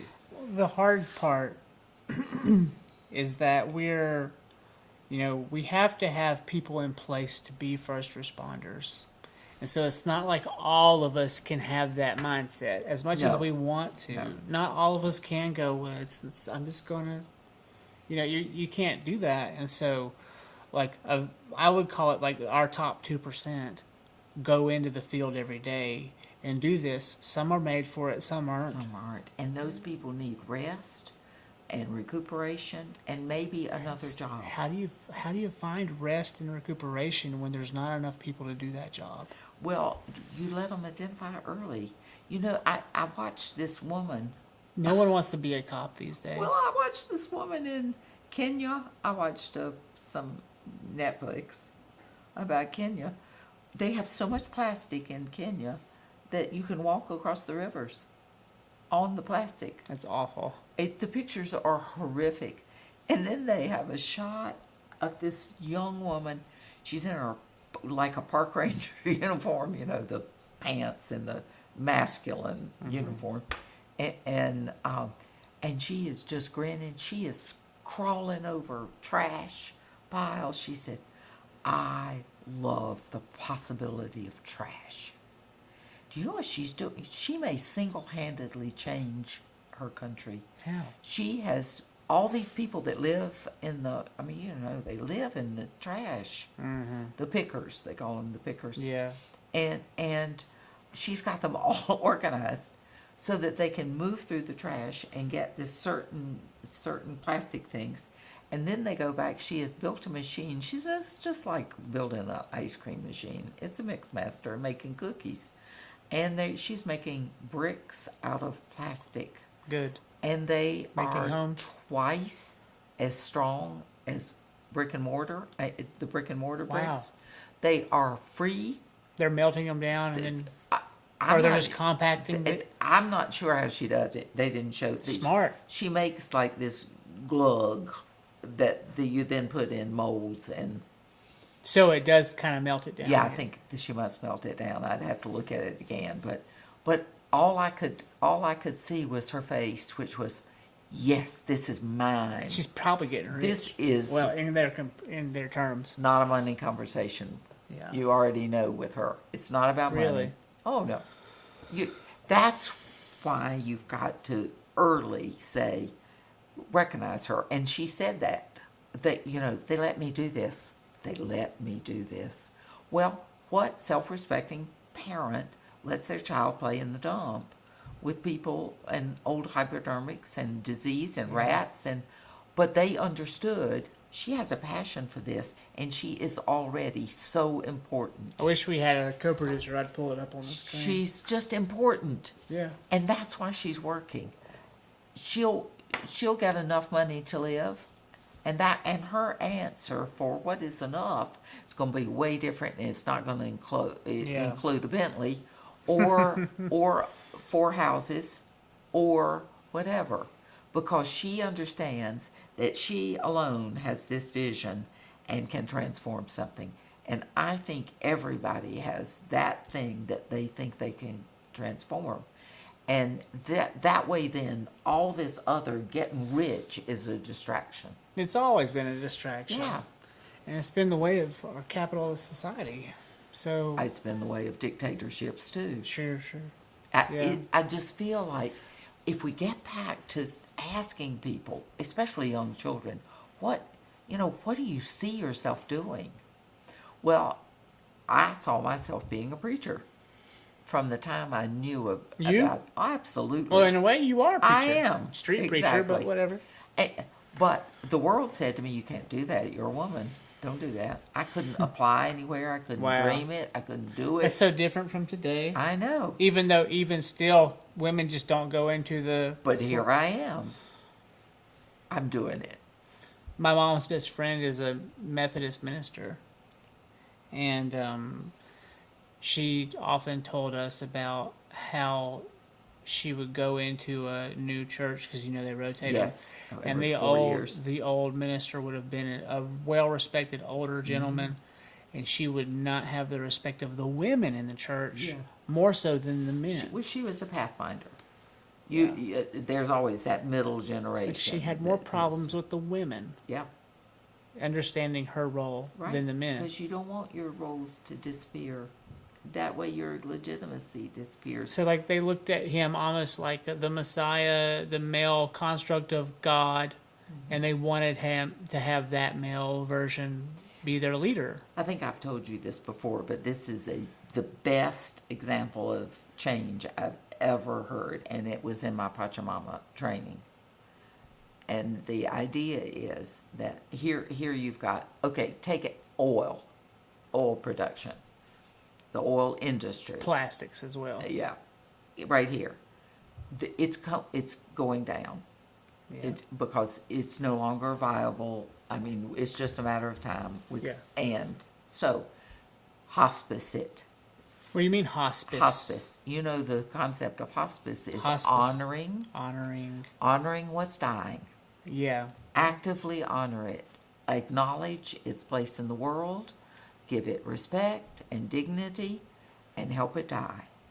Do it in a positive way. So hospice, the oil industry. Hospice the old. So we acknowledge you exist. We acknowledge you existed. You gave us So much oil industry. Oh my God. You gave us prosperity. You gave us Thank you, creativity. Shell. Thank you, BP. Thank you. Now, Thank you. How can Die. you then midwife the new? What is the new? That's a question. Is It's it all is of it it. solar? Is it wind? Is it You do it all at the beginning to see what's best. Mm-hmm. So you've got here's where we were 10 years ago. Still big, still Oil. here, This is or oil. whatever. Whatever you're talking about, the patriarchy, the hospice? That too. hospice, all systems that are outdone. So just show them respect. Dignity, acknowledge their contribution. Hospice Donald Trump. Hospice Absolutely. all of the Absolutely. constructs of ego. Boy, did he focus us on on what's valuable. Left us with huge visceral questions. Thank you, and and at the same time, you're Put your resources into the new. midwifing the new. You're giving it love, attention. What do you do with the 2-year-old? You teach. It's multi-generational because you're passing the wisdom of this up into this, and that's how native cultures existed for millions, thousands of years. It's a not lot millions. easier to hospice and midwife in a village of 250 people. Maybe not. I mean, if the right people are in place. Well, what I'm saying is, in the United States, the right people are there. We just got to find them. That's true. There's 350 And be million of willing us. to, I mean, there is a woman who thinks trash is golden in every society. You just got to not tell them they're crazy and give them a little bit of money to develop it. That's the hard part, is It- coming it's- up with the money even though it's all around us. Being given to And I'm basketball players. And I'm going to be a really, and I don't want to use this person as an example, but I will, because we all are supporting Amazon, whether we want to or not. We have made the richest man in the world. He is now the richest man in the world. And he even had to give half of that to his wife. Wife, who and he left him is still, the richest man in the world. and she is now the richest woman. And I hope that she uses it against him. I hope that she forgives him and moves on. Okay, yeah. That's fine too. And because she can then magnify the good rather than just reluctantly do it. Well, I mean in a really unique way that... But what he chose to do, now he has this empire, and... He's more powerful than the United States. And he's now out of it. I mean, he's not managing it. And that was strategic. What he chose to do was to fly away from the earth with his brother and one other person.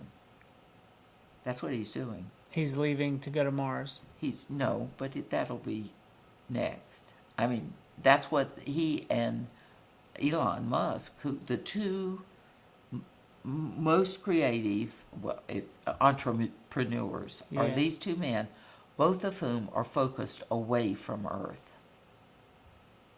Now, I'm not against space travel at all. I think we have to have that part of our spirit there, the curiosity. But the words that Elon Musk use are colonize, mine, profit. Sounds very much like the old capitalistic system. Yes. So, do I think that we need to spend millions and billions of dollars for him to be leading us into space to do those verbs? To grow capital. When we don't have any idea that there's anything on Mars. Well, the new in general is going to bring resources. But we're destroying our Earth in the meantime. And those two men could fund a rejuvenation of the world. They could. 10, maybe 50 times over. The world. They could absolutely fix the world. My thing, so we just had... And they don't have that dream. We just had Brad Jeffrey on, and he runs madefree.co. Oh. So Brad is a real go-getter. He's an older guy, he's in his 50s, maybe 40s, upper 40s. I don't know. He's so healthy. It's hard to tell how old he is. Yeah. My guess is he's older than he actually looks because he's just so healthy. But Brad started madefree.co, and basically he's taking former sex trafficked women and he's giving them jobs in India. Yeah. And he's paying them $8 a day. Which is a lot four for times India. 4 times more than the minimum wage. So that's essentially like them making $50 an hour in the States. Mm-hmm. Okay, so structure and meaning. Structure, meaning, and purpose.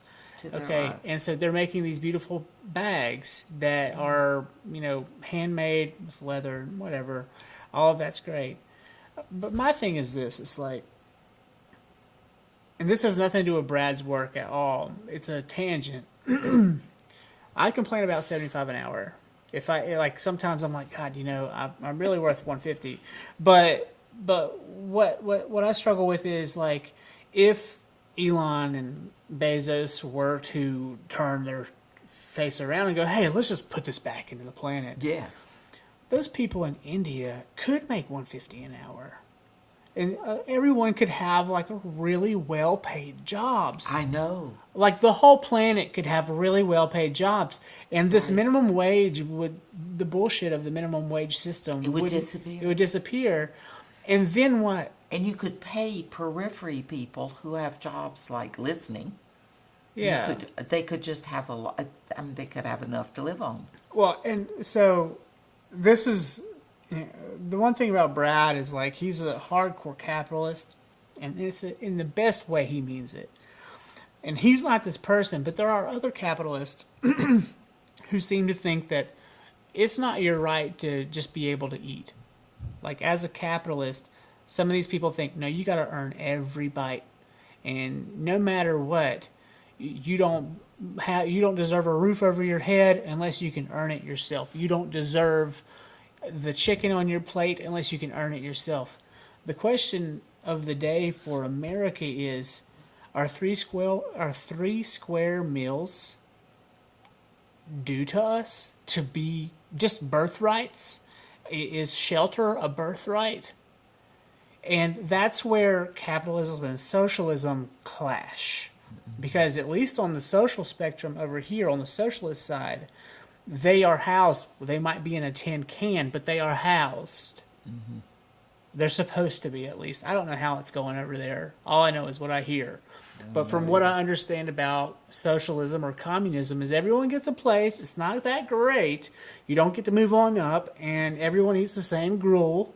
You don't get to have filet mignon, but you get to eat. But then over here, it's like if you really work hard, you get filet mignon. But if you don't work hard and you're lazy, you don't eat at all. Where is there a middle ground? Who's right? Who's wrong? I don't think there is a right and wrong. What's the right way for us to live? For us, we're still discovering it. As a world culture. And I think we do set, there are those countries that have tried it, and we are trying it in some places. The minimum income makes sense. Take away the urgency around shelter and food. Because, yeah, you really can't.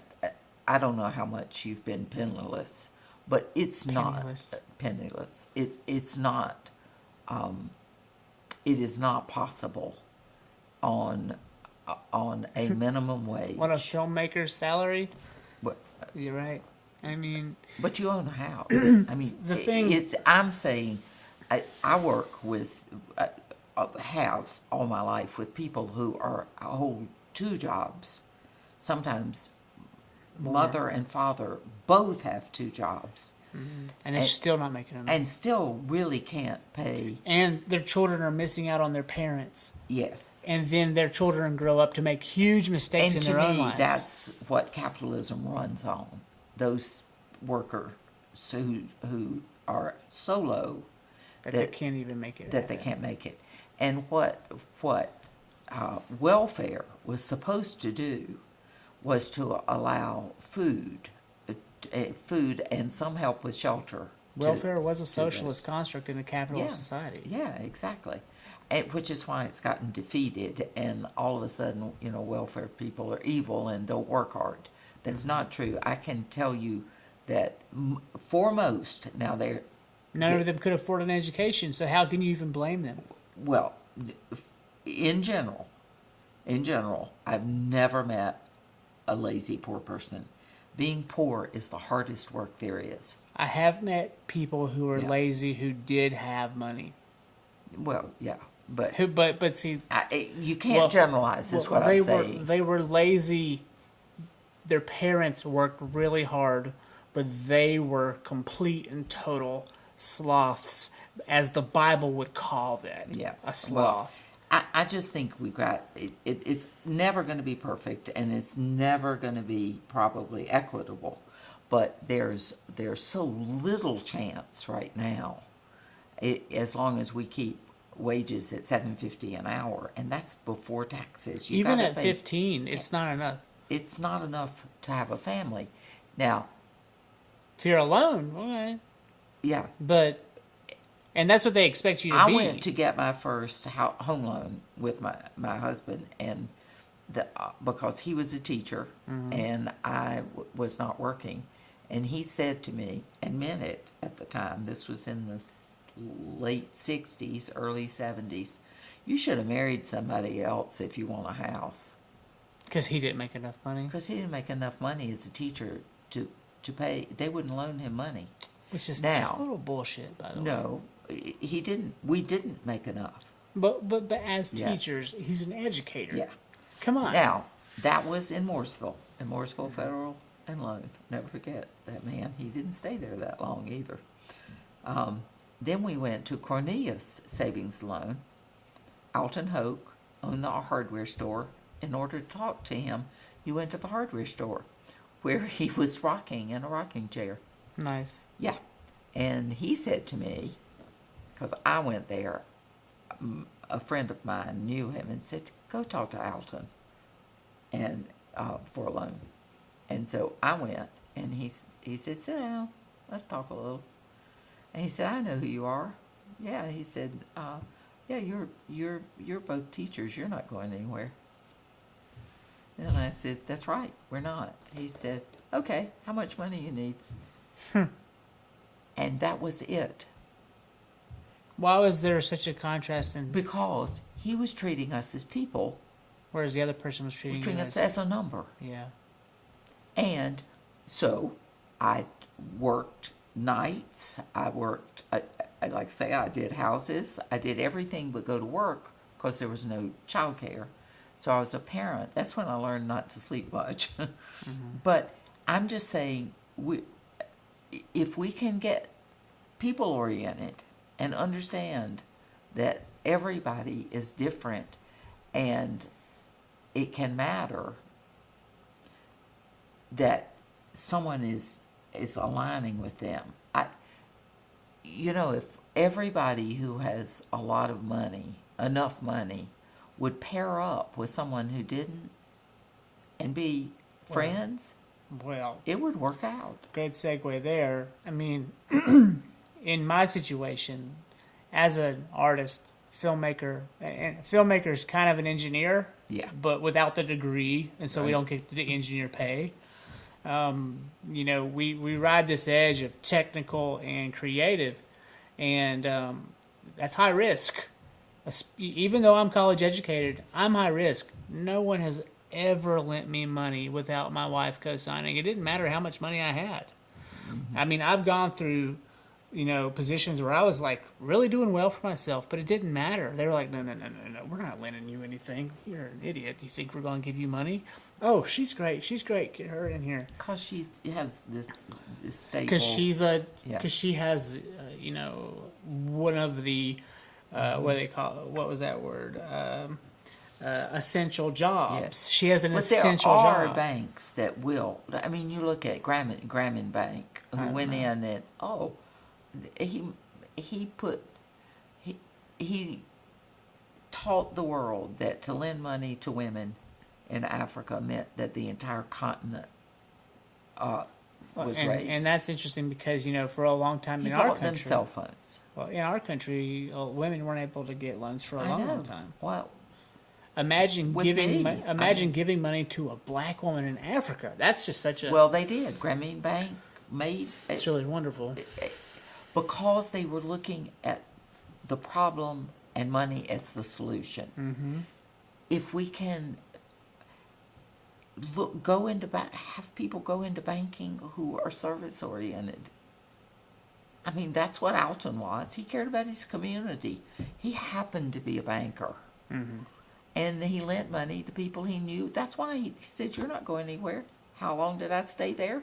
35 years. That's how I feel about my work Yeah. now. It's like I happen to be a filmmaker, but really I'm just kind of I'm giving my attention and my energy to the people who I think need it. Well, and, I just happen to be. it's about the conversation. It's what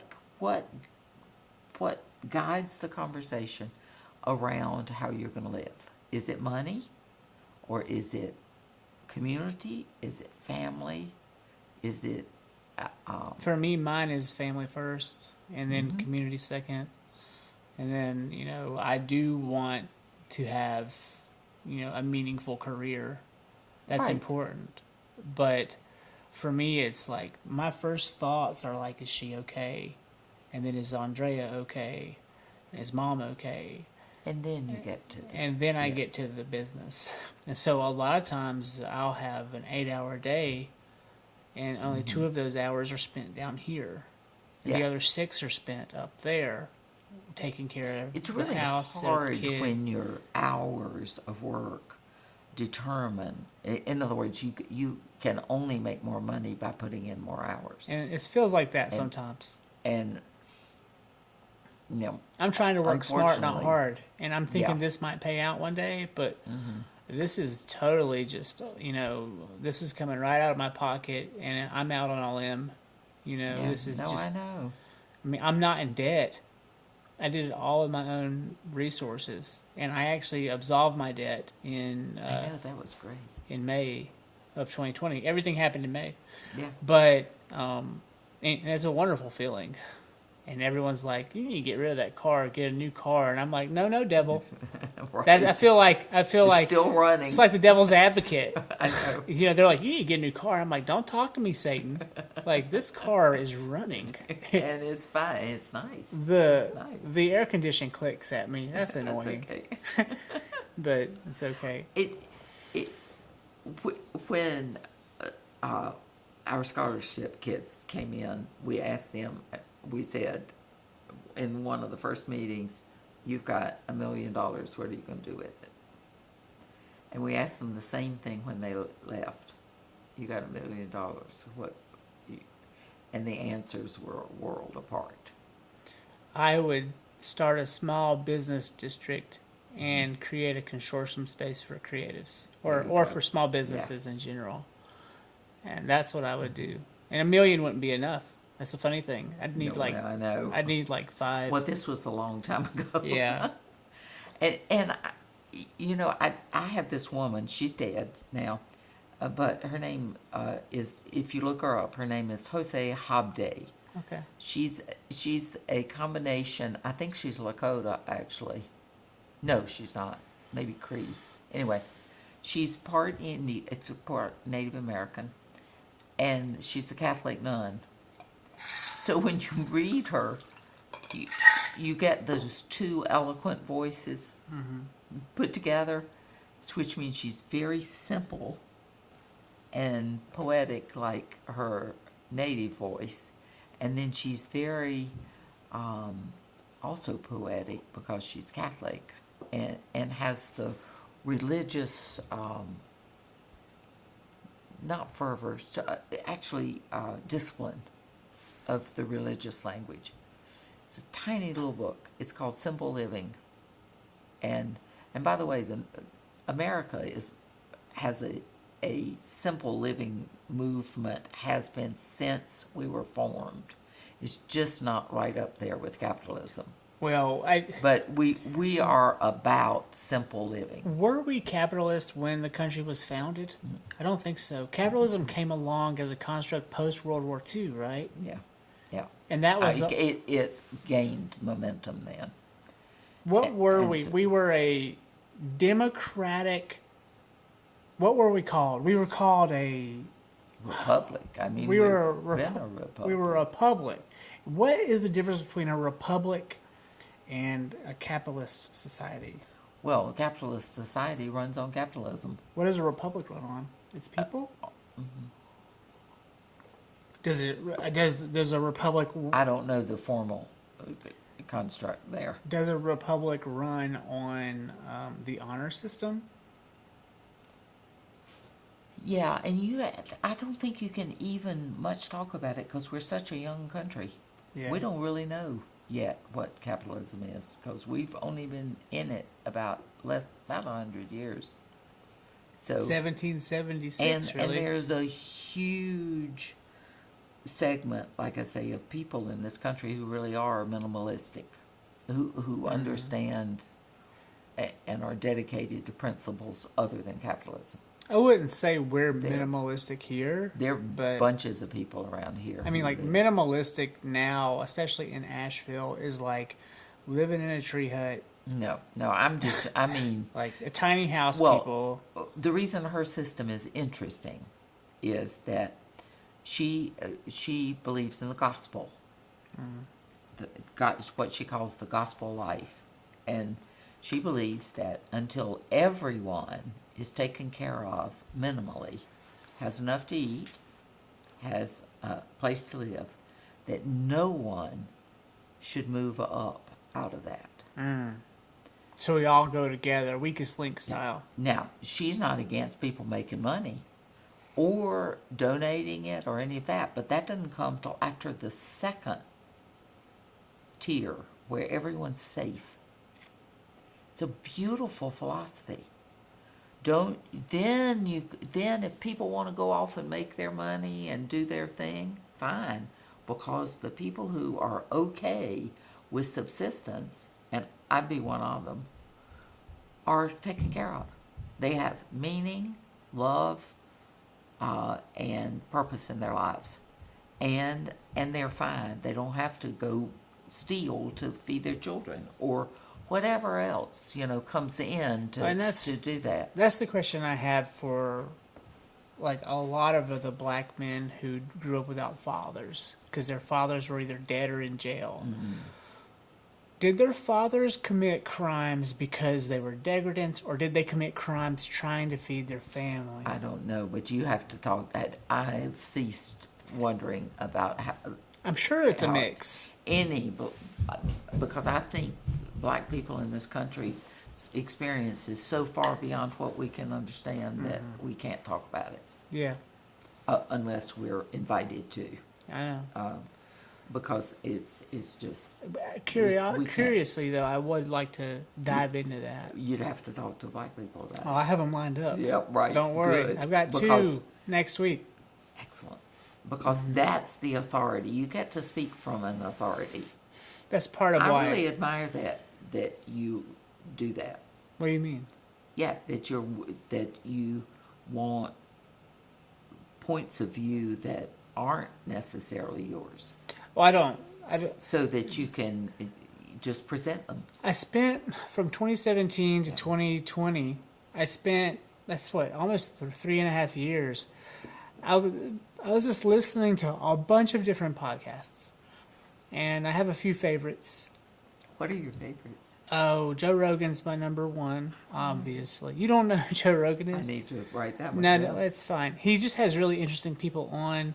But also, he's a mushroom head like me. Mm-hmm. And I got into him because of the psychedelic conversations he was having. But then, he has certain things that I don't really care for. Like, he talks about, like, martial arts a lot. I think it's cool, but I'm just not that type. Yeah. I burned out on wrestling when I was 17. I just couldn't do it anymore. But then I listened to Jordan Peterson, who's another scholar from Harvard at one point. He's so smart. And then I listened to his daughter, Michaela Peterson. I think I've heard She's really great. But she just started hers. But then Andrea listens to, a few that are like, they're based NPR type stuff. Mm-hmm. Some are New York Times, but they're spinoffs.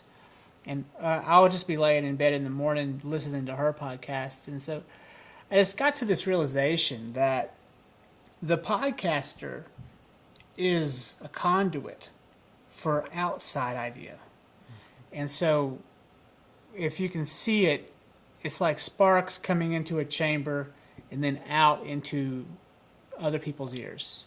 Yeah. Right? So your ideas are coming to me, and they're coming into the mics, and then they're going out to my audience, however big or small that audience is. And then those people get to ingest your thoughts on these topics. And then I get to interject and give my own ideas when I want, but never do I really break the journalist code of providing too much opinion and becoming one-sided. I don't want to go too left. I don't want to go too right. I'm holding on for dear life for the center. And that's hard, especially during the election cycle. But I realized that if I built this studio, I can maybe help other people grow. And that's what this is. And so I hope it happens. And that's what gives it meaning. Yeah, that's my why. Is I want other people to come to me. Because I have deep, concerns and worries in my heart for things. And I have deep questions about things. And so just last night or 2 nights ago, I had a very close friend of mine, Orlando Avalos, on, and he's a Mexican man. He's my age. We grew up together. Oh, wow. We know each other so well that I can just say whatever the hell I want to him, and it'll just wash over him, and he'll laugh, even if it sounds racist. And so I was asking him questions like, what do you think? What does the Mexican man think about Black Lives Matter? What does the Mexican does he think that white privilege exists? And he's like, yeah. And I'm like, okay, tell me. That's nice. I mean, it's corroborative. Yeah. And so the thing I realized that I've gleaned over our social spectrum of all the different races in our country is the Mexicans don't really have much of a voice. No, they don't. You know, and it's growing. They're latecomers, They're not. They're sitting except there. in the West. But they're sitting there in the rafters, and they're just not talking. But they're here, and they're American. And Orlando's born in America. Oh. Well, and guess what? They owned the West before we took it. Oh, for sure. But people don't realize is Orlando's doing way better than 90% of my white friends. You know, if my white friend has 30 grand in the bank, I promise you he's got 10 times that. Maybe not. But he's certainly just better off. And it's not because his parents gave it to him, because they're probably immigrants. He worked for it. You're really going to enjoy the Cast book. Put it on, listen to it. It's much easier. The book's long. What I'll try to do is I'll try to pull it up for the people who are watching, and so that they can see it too. Because that's really, I mean, all this just fits in. Yeah, I will. I will do that. And it's useful to know that we are way more complex than we think. Well, and that's partially why this is built, because I'm bringing people on who are just, you know, if they were in a room together, they might fight, you know, but I bring them on one-on-one. So they don't have to. And so what I worry about... I'd have to bake them all bread. It'd be welcomed. You can bring me all the bread you want, Ruth. I know. That was some good, that pepper bread you made me. What in the world? I can't eat it. I just bake it. Yeah, it did burn my belly a little bit, but I ate it. But yeah, so getting them all in and just letting them all have their conversation, that's what I want to do. Yeah. And I think it's going to work. I think it's going to, if I can just have a small following, like a minimalist following that keeps me flowing. You asked me about my inspirations. It's like, yeah, Joe Rogan, but my worry is twofold. One, I'm afraid everyone's going to think I'm trying to be like him because I copied the Rogan model to do this. And that's everything from the way the cameras are set up to how we put our content out on social media. Only a film person would. There's too many of us. Oh. He's trying to be like Rogan, right? But really, an inspiration of mine, the longevity of this is to be more like Larry King. Like, I want this to go a long time. The purpose is to be like Josh Lloyd. But like to have the longevity of Larry King. Yeah, he had a formula. You know, but then to have, you know, my own voice, and then, you know, whatever technical apparatus I put around me from whatever other inspirations I have, that's important. So, well, it's here. It is. It's here. Next week I have Takela Waldo on Tuesday, and then I have Stephen Gibson on Friday, and they're both African American men working adjacent to the film industry. So, Takela works for the National Park Service, and Stephen actually was a set designer for a long time. Well, you know a lot of people. I do. You do. That's a serious asset. I don't know how that came to be. It's so because weird. You're curious. Well, it's so weird. Like when I was a junior in high school, I chose on my own to follow my dad to a different high school, and so I went from 1,100 people here to 1,800 people here. Yeah. And I immediately played football. Josh, you signed up with a bunch of women. That's how I met you. You know, you're not afraid to try things. So this is how I met Ruth. There was a women's group, an elderly woman's group that popped up on Facebook, and someone asked if there was anyone who would like to come and have chats with the elderly women. And I signed up. And you were the only one. And I walked into that room and sat down with 2 lesbians, you, and Pam. And slowly but surely, they tried to get me out of the group because I didn't fit the cut. They didn't want me in there anymore. So, Ruth wanted me. I wanted you in there. Yeah. They didn't want me in there. I was asking too many questions. It was the yeah. That was a science experiment for Well, me, or social experiment. Plus, we were meant to have the conversations anyway. It was you and I were meant. I think I had too much time on my hands. Yeah, probably. That's what was going on. But yeah, because yes, I knew immediately we were gonna have conversations. It's hard to remember there's an audience. That's the point, right? Yeah, it is. And, I mean, this video could be seen by This is 4,000 not- people. Yeah, And those are the numbers it's like we see. sitting in the living room. Or in my basement. It's either way. And that's, I think, what a lot of what we're missing is that these conversations are forgiving. That's so. I get to make mistakes. You get to call me on them. We're just chatting. Well, that was part of. We're just chatting. I was talking with my friend Cassidy about what to call the podcast. Well, we're just going to call it the Ridge Journal Podcast for now. Yeah. But we're going to have playlists on YouTube, and they'll have their own titles. And so I'm interviewing a lot of black people. And you probably don't know about this, but on YouTube, there's this popular channel called Uncomfortable Conversations with a Black Man. And it's a black man interviewing white actors, like Matthew McConaughey's talking, the other people are coming in and talking, and it's uncomfortable conversations with him.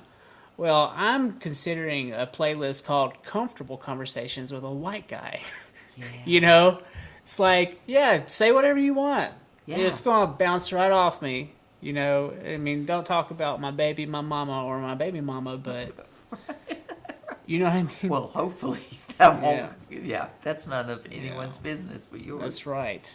Yeah. And so No, but it does feel like that. It feels like, okay, we're Yeah. just I'm hanging on my porch and you're in the driveway, and we're settling some things. Mm-hmm. In the sense that when you front yard therapy, or yeah, which is what used to be here. And I think we'll come full circle when you asked, what was it like? What's the difference? The difference is that those conversations were safe then. Mm-hmm. They were safe. Well, it's just... And they're not safe now. This one is because... In town, they're safe, I guess. I think so. I haven't met anyone in person like this that has had any vitriol towards me or anyone. No. And there are a few instances where I realize someone's just kind of acting out. And they're probably not saying everything they want to say, but they're giving me lip or attitude in a way. But, okay, so dynamics of my neighborhood, the good old boys live down there. They shoot their guns off at 2 a.m. It's annoying, okay? Sometimes they try to hunt too close to my house, and that creates friction with them. But I handle it, I feel like, respectfully. Then, adjacent to them, the great thing about Black Mountain is the lesbian couples, we adore them. Exactly. Right next door. Yeah. Now, given they are great, but my wife has had friction with one of them because my wife likes to drive too fast up and down the drive, and she does not like that my wife drives fast, and so that creates a friction. Yeah, they're always And frictions. she's a little rocky to deal with. She's just not an easygoing type, while her wife is just like me. And so we get along like backgammon. You know what I mean? And so I go down, piece that together, and so everyone seems to get along pretty well. Given we don't really get along with the good old boys. Like, we try, but they're more closed off to connecting again. However, they're totally cool connecting again. And so it's up to them. Like, we're not going to go out of our way to reach out. Yeah, but plus the fact things change. I mean, and they do. People and move in a small on. town, you get a chance. I want to go see In the Heights. With me? That would be fun. Oh, I saw an ad for that. Is it about Cuba? No, it's about it's Lin-Manuel Miranda. It's his first play. Tell me more. He won a Tony with it at 17 or something. So it's an actual movie now? It's about Washington Heights, growing up in Washington Heights, and We should do a film review. I would love to see. I feel like in my religion, religion, in my spiritual surroundings, movies are such a guide. Well, They are such a guide. That's what I was getting at earlier. I feel like, Yes. so let's just go back to 1950, where the movies really were kind of boring. And Yeah, then they were very boring. They were all 60s. about marrying people. Yeah, 60s. It was just love stories, blah. But then 60s, 70s. Ooh. And it got good in the 70s. And documentaries came in. Those were really, really powerful. And they were manipulating the subculture. And then the 80s hit. It was like the golden era. Yes. And so, but not just like Top Gun and all of the great movies, Yeah. but the documentaries in the 80s were insane. That was like the birth of National Geographic, the birth of not Time, but like It was all of the documentaries. What's his name? Attenborough. Yeah. David Attenborough came of age. Jim Henson. Oh God. You know, Sesame Street. all of that All happened. of a sudden, there was just blossoming, and that's happening again right now. Yeah, only like tenfold, and it's so much. There's so much. There is so much, but I had time because I would live alone, and I had time to watch things like all in their entirety. I'll go see it in the Heights with you. It'd be fun. What they've said is don't see it on a small screen because it's too big. But it's We've got a big TV but upstairs. it's if you what want. you look at him, the person who wrote that. He still lives there. Wow. He is. Well, that's a great He's segue too. moving his money to Puerto Rico. He's supporting his families. Do you think he ever moved away? No. And came back? No, he 'Cause just stayed there. I had this weird thing. So I could not get out of here faster in 2011. I Yeah. was like, I gotta go. Well, that was your way. And Yes. we left, and there was a void in my heart while I was gone, and I could not understand what it was. And there was Home. a calling. And when I got back, I mean, I had also done a lot of mushrooms at that point, and I figured a lot of shit out. And I, self-care on my own too. It wasn't just Yeah. the mushrooms. That's a joke, but it was I like know, I did I a know. lot of work on myself. And I was like, we were way out there, so far out there that I was lonely. Like we were gone. And I got to the edge of that, and I was like, there's nothing here for me. Oh, I need to go back. And I got all the way back here, and I had tried to move to Hickory, but it wasn't in the cards. I was like, let's just move to Hickory. It's a lot cheaper. And Andrea's like, no, I can't, my job. And I'm like, okay, whatever. We'll just eat it and live in Black Mountain. It's as close as I could get to Hickory Yeah. in Buncombe County. And it's only 49 minutes, so we're good. But over the last 6 years, I've been driving back and forth to Hickory probably twice or even more a month. And I'm just planting those seeds, and I'm getting more things happening. And what's interesting is the people from my high school, especially, like I'm realizing that was such an untapped resource of talent and people and love. And even the people that like I did not like in high school, I like now. Right. There are only a few people that I still don't like. And there are a few people that I did like, now I don't like at all. But the grand majority of them, let's say 250 people, which is probably more. Yeah. But like the grand majority of them, I'm like, wow, you guys are really interesting. And I consider them all friends still. And they are. A lot of them are coming to sit right there. Yeah. And I'm starting with the people I've known the longest. Yeah. And from there, I'm branching out. And I'm doing this thing, I'm like, whoever God brings to me this week is up to the God. Or up to the universe, whatever that is. The mystery. Synchronicity. Whatever the Who mystery shows is. up. Well, what's funny is that mindset is bringing people to me. Yeah, I know. Zach showed up yesterday. The day before that, Orlando just kind of came over. It's called letting go so you can actually control. And the work feels easy. It is. Because I'm just going back through it, and I'm like, that was a funny part. That was a funny part. Cut. And so we'll have it all done, I don't know. It's You have to give up control to have any. And that's what I think's happened with our conversation. When I first got agree. in, I was like a little tired and like figuring out myself because I had to run home from the bike shop because my bike broke. So just before I got here, I ran 3 miles to the house to make this appointment. Oh gosh, I did. I'm sorry. I wanted to work out, Well, but I didn't want it like that. right. I hope It's too hot to do that. It was hot, and I Yeah. was hurting. I've got a headache, but I'm Yeah. fighting it. But I wanted to get Yeah. back with an hour to spare. I got back with 20 minutes to spare. I didn't get to vacuum. You know, Oh, it just really hurt me to sit without a how vacuum. dare I not vacuum before you show up? I mean, seriously. Call me and I'll clean next The black time. carpet shows everything. I bet it does, but it's not really. No, well, the dogs, I watched the dogs yesterday, and the first thing they did was come in here and start dragging their bodies across it. And I'm like, get out. It's the worst. I wanted to ask you a question. Okay. I came up on you 2 Wednesdays ago doing your Love Lady signage. And I was like, hey, sweet thing.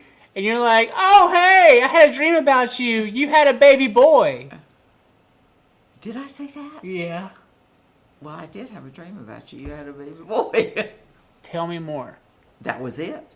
So, can you give me the images that flashed through your brain? You were telling me about it. You didn't see it? No, you were telling me about it in the dream. Really? Yeah. You didn't smell his head? Nope. Nope. You didn't nope, see his nope, pretty face? Nope. Nothing. Except you said, hey, we had a boy. Did I call you from a payphone and say, Baba, baby, it's a boy? No. What did you do? Oh, we were in the yard. Oh, really? Oh, yeah. I would have brought him over. Oh, probably. Yeah. Interesting. No. No, it doesn't mean anything. I'm not always right on those things. But Well, I had another friend who said that I'm going to have a girl. let's see, so we probably balance out, which means you're right back where you started.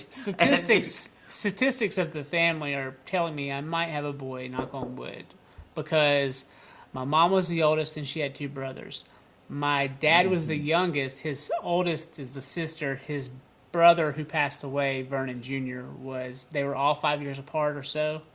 And so it was a girl and 2 boys, girl and 2 boys. So I'm thinking, well, if we have 2, a girl and a boy, and we're 5 years apart, so Two's not. I mean, having one of each is lovely, and so is every children are just. it'll be what it'll basically- be. They're basically lovely. Yeah. Yeah, it's not the end of the world either way, you know. The thing you will notice is that with the second one, you're way more relaxed. I was gosh. feeling the tension at the first one. I was like, God, this is tough. I remember complaining about being on my feet during the labor and getting scorned. I was like, God, my feet hurt. My wife was sitting there with her legs sprawled. She's like, you can just shut up. Right? And I was like, don't talk to me about your feet hurting. I wore the wrong shoes, okay? I was wearing my nice shoes because she was being born. I dressed up for my daughter to be born. I was wearing my church shoes. That'll be a good story when That was she's in their own. You want to know what's going to happen? Second one's going to come out, and I'm going to be in my sneakers Right. and a pair And a of shirt, and an old T-shirt. a t-shirt and shorts. I'll be in my Nike shorts. No belt. Things loosen up with the second one. Mm-hmm. Yeah, I'll have my hat on. I'll be comfy. you will. Yeah. So we'll see. We got to get there first. 'Tis the season. It is. There was a full moon the other night. I know. You know what happens on full moons, don't you? I do. I And opened. you know there's an eclipse tonight. Well, Mom's here, so nothing's happening. Mom's here tonight, so it'll be normal. But full moon, The eclipse lasts a while, I think. we had a moment, and then I opened a fortune cookie, and it said, "Oh God." It said, I would love to do it perfectly. It said, a new love romance is due. And I was like, Never know. doesn't mean I'm going to have like an affair. I think it might mean a baby. So, Well, and that is an affair, a lifelong. a lifelong love affair. Yeah, it is. Mm-hmm. It is. Andrea was like, I don't really know if I really want another one. And I was like, look, she needs a companion. I don't want her to be an only daughter or only child. I know only children and they're great. They're fine. But I want a bigger family It's a large, yeah. because I feel like those strings hold us together. They do. I don't know where I'd be without my sister, you know.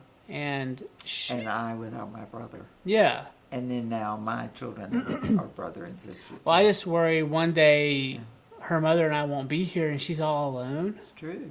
And she has to rely on making a new family for herself. I'd like her to have a counterpart.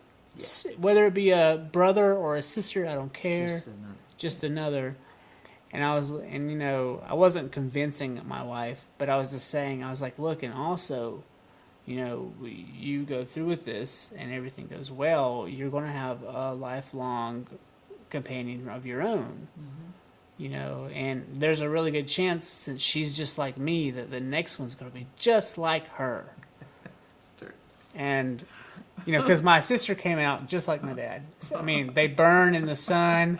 They don't get tan. Genetically, They don't tan well. Yeah. And then I pop out just like my mom. We get great tans, And my mom will be sitting out there at the pool getting tan, and Dad and Christina would be under the umbrella talking about their own things. Yeah. And so I want that for Andrea. I want her to have someone like her. Does that mean I have to wait and make sure that another Leo is born? No. I don't want 2 Leos in the house. Right. So right now, Andrea's a Leo, I'm a Pisces, and Eris is an Aries. I had a Pisces, a Scorpio. Are you what's your Gemini. birthday? What's your birthday? Gemini. You're a Gemini? What's that mean? What?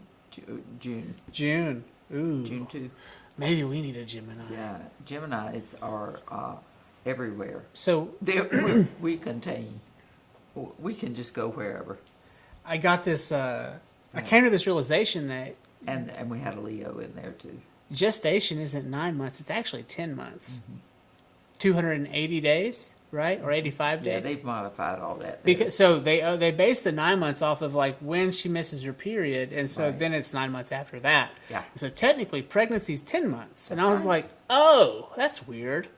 Didn't realize that. Yeah. As a guy, why would I think about that until Right. Until now. And so I'm doing the math, and I'm like, what would that be? And so apparently, if everything went as planned under the full moon, we'd have another Pisces in the house. That would be interesting. Yeah. But what's even more weird is that was on the 27th. My dad's birthday was on March 27th, meaning the due date would be March 27th. Isn't that weird? Happens. I don't know. You want to put your lottery in the hat? No. You want I to don't throw a bet couple on anything like that. the pool they call it. I got pregnant twice. Early, too, right? Miracles. So I'm not gonna Yeah. talk about anything. Yeah. Well, so your kids were grown, and how old were you? Oh gosh, in my 40s. So like deep or like early 40s? Well, I 'Cause was 18. You were 18 when you had your son, So he's 18 years.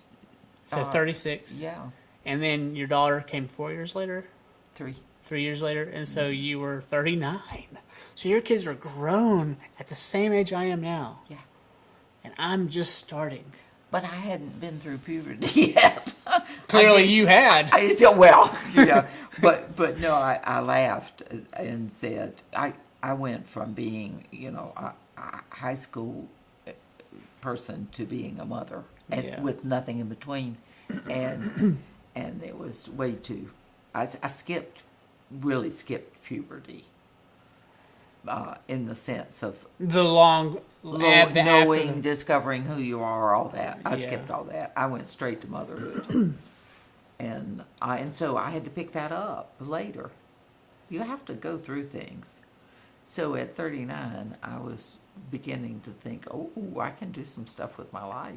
I still feel really young. Yeah. Well, you are. And at 39, did you feel young? Yes. Really? I felt young till 5 years ago when my mother died. And at that point, you're like, oh boy. I thought, I'm not a daughter anymore. It's different. Well, when my dad died, I grew the fuck up. Yeah. Like, it was like, Yeah. It's I didn't just have a changed. choice. When your parents die, it's different. it's really weird. Like, not to name names, but remember Bob from the Chamber? Mm-hmm. Like, his mom died, and he was in his late 70s. Yeah. And I'm like, what's that like? I was early 70s. You're still you're still a child, and there's a kind You'll of... never break that either, I don't think. No. So it's been a shock to me to be all of a sudden older. That I perceive myself as older. It's like, what happened? I was just not older. I see some age in my face sometimes, and I'm like, God, I'm starting to look like Vernon, my grandpa. You know, it He had happens good with hair, that. though. Right. Vernon had It's a legacy. Vernon had a good head of hair. No problem. You're not going to have a problem. Yeah. So, I don't know. It's just, it's a mixture of being old and young. And I remember in the Thornbirds, you remember that? Yeah. That was a series with Richard Chamberlain and Barbara Stanwyck. Yeah, I think that's who she was. She's in her 80s, and she's just really, really attracted to this priest, which is weird. Oh, it's not going anywhere. It's not going anywhere. But what she says is, I'm 80, but I still am feeling like I'm 20. Mm-hmm. I think that it's a fallacy to say that you age in your mind and emotions, because you still have access. You're like that tree. You still have access to all those feelings. And some days I think you are just 9 years old today. Let me ask you a question. Ah. Can you have access to wisdom without the heartbreak of death? I don't think so. Well, it's a faster way to get there. Death? Witnessing death of loved ones? It's a fast shot. It's a sure. It gives you an opportunity for wisdom that other things don't. It's take like longer. someone slices off whatever it is that you didn't need, and then you grow again, like a tree. Again, the tree metaphor. It's just. It's like when you lose not orderly. I mean, my mother was 95. It was time for her to go. My dad was ready. How old was he when he passed? See, I can't even remember. How many years ago was it? Well, they were the same age, so he, at least 10 years, he was probably 85. And how old were you when he passed? Early, late 50s, Okay. 60, early 60s. So I was down at the lake, and there was this guy named Bubble George hanging out. He was making bubbles, and he was just like he was not from here.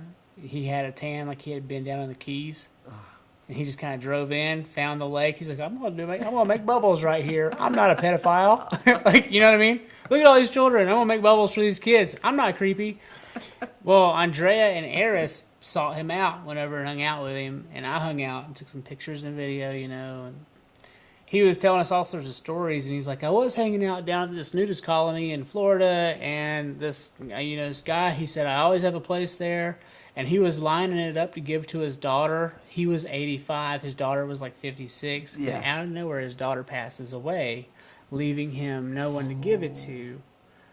And he didn't end the story with he gave it to him. He just said it was a real hard thing for him, and he's still not recovered, and he probably won't. No, I mean, it's out of the order of things. Mm-hmm. My grandmother said that when my dad almost died, and she was not a person given to much emotional reflection. And so for her to say it, I knew how important it was. Mm-hmm. But she said, I'm not prepared to have a child go before me. Mm-hmm. No one is. Yeah. I wrote that poem. I know. It just like welled up in me and fell out onto a page. I know. Are you writing poetry? Yeah, I wrote one a few days ago. It was all right. I'm not getting it. It's because I'm not writing it and publishing it. Yeah. So what happened to me was, like, I guess my inspirations kind of go through spectrums. Mine certainly do. And so, like, during the pandemic, I had a lot of poetry to write. Yeah. I probably wrote 100 or more. in a period of 9 months. You know, and some of them were really powerful, and others were just more, you know, observant. But then Instagram has this way of like getting you interested in producing videos, and they make it easier to produce videos. And so a lot of my videos are just me kind of observing my daughter's life, and that fulfills my creative desire for the day sometimes. I loved your snow, the time in the snow with Eris. Well, like I'm literally like I'm shooting a lot of That was video. fun, though. I'm shooting a lot of video like I would on these cameras out in the field, Yeah. but with my phone. And then I get to come into the editing bay of Instagram and just cut these 30-second videos, and they're just our life.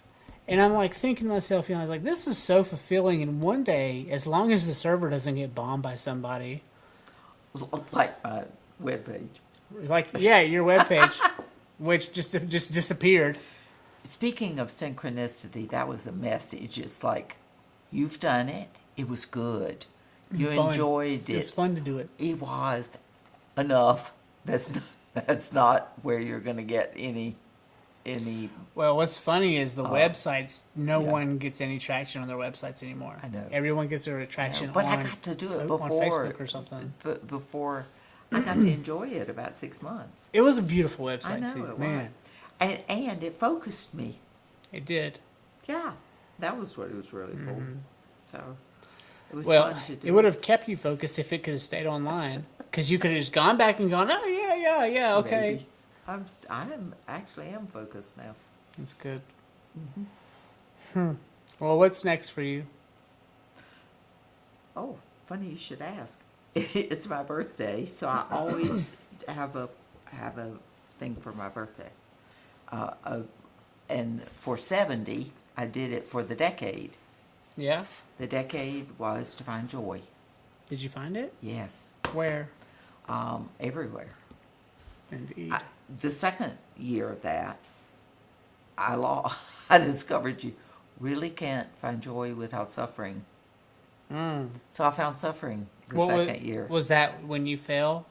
A bunch of that stuff happened to me when I was 72, and so I came. You had a rough couple months. I've had I was around, remember?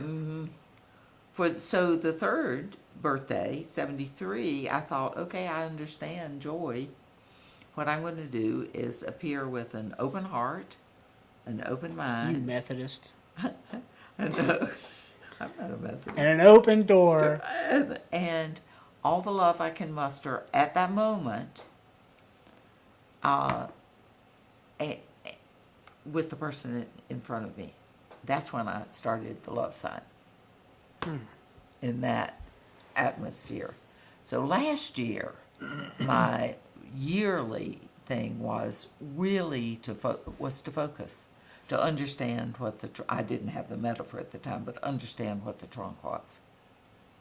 And COVID hit. And of course, that's what it taught me. The one thing I really was Yeah. sad about with COVID was we were no longer able to meet. I know.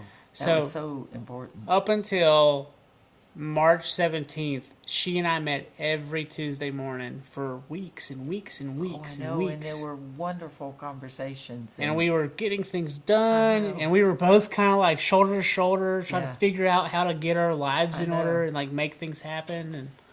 And then the year of COVID taught me what it was like to be truly alone. You were all by yourself All by myself. for the whole Time. time. I kept trying to like come over and knock, but I had you like kept us away too. Like you were like, no. I was in it. About 3 weeks of it, I was lonely. I've never been lonely in my life. You could have called me. You Oh, did I- actually, probably. The thing was, I wanted to understand what it felt like. And then, it was about 3 weeks, and I woke up and thought, okay, I've done that. Didn't die from it. It was just lonely. It's funny how a good night's sleep will remedy loneliness. And I thought, this is what old age is. even if you're married, somebody dies first.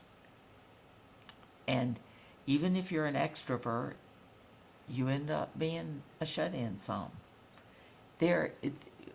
Older age means being self-sufficiently alone. And that's what I learned.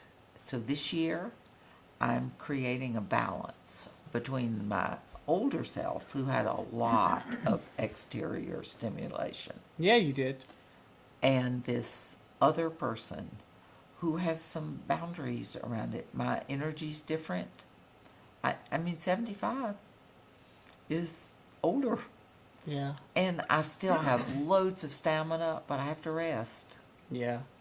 And so it's practice this year. This coming up year, it's being focused with my tree trunk. It's being still the joy, just living in the joy and finding it wherever I can find it. And being more of who I am than I've ever been.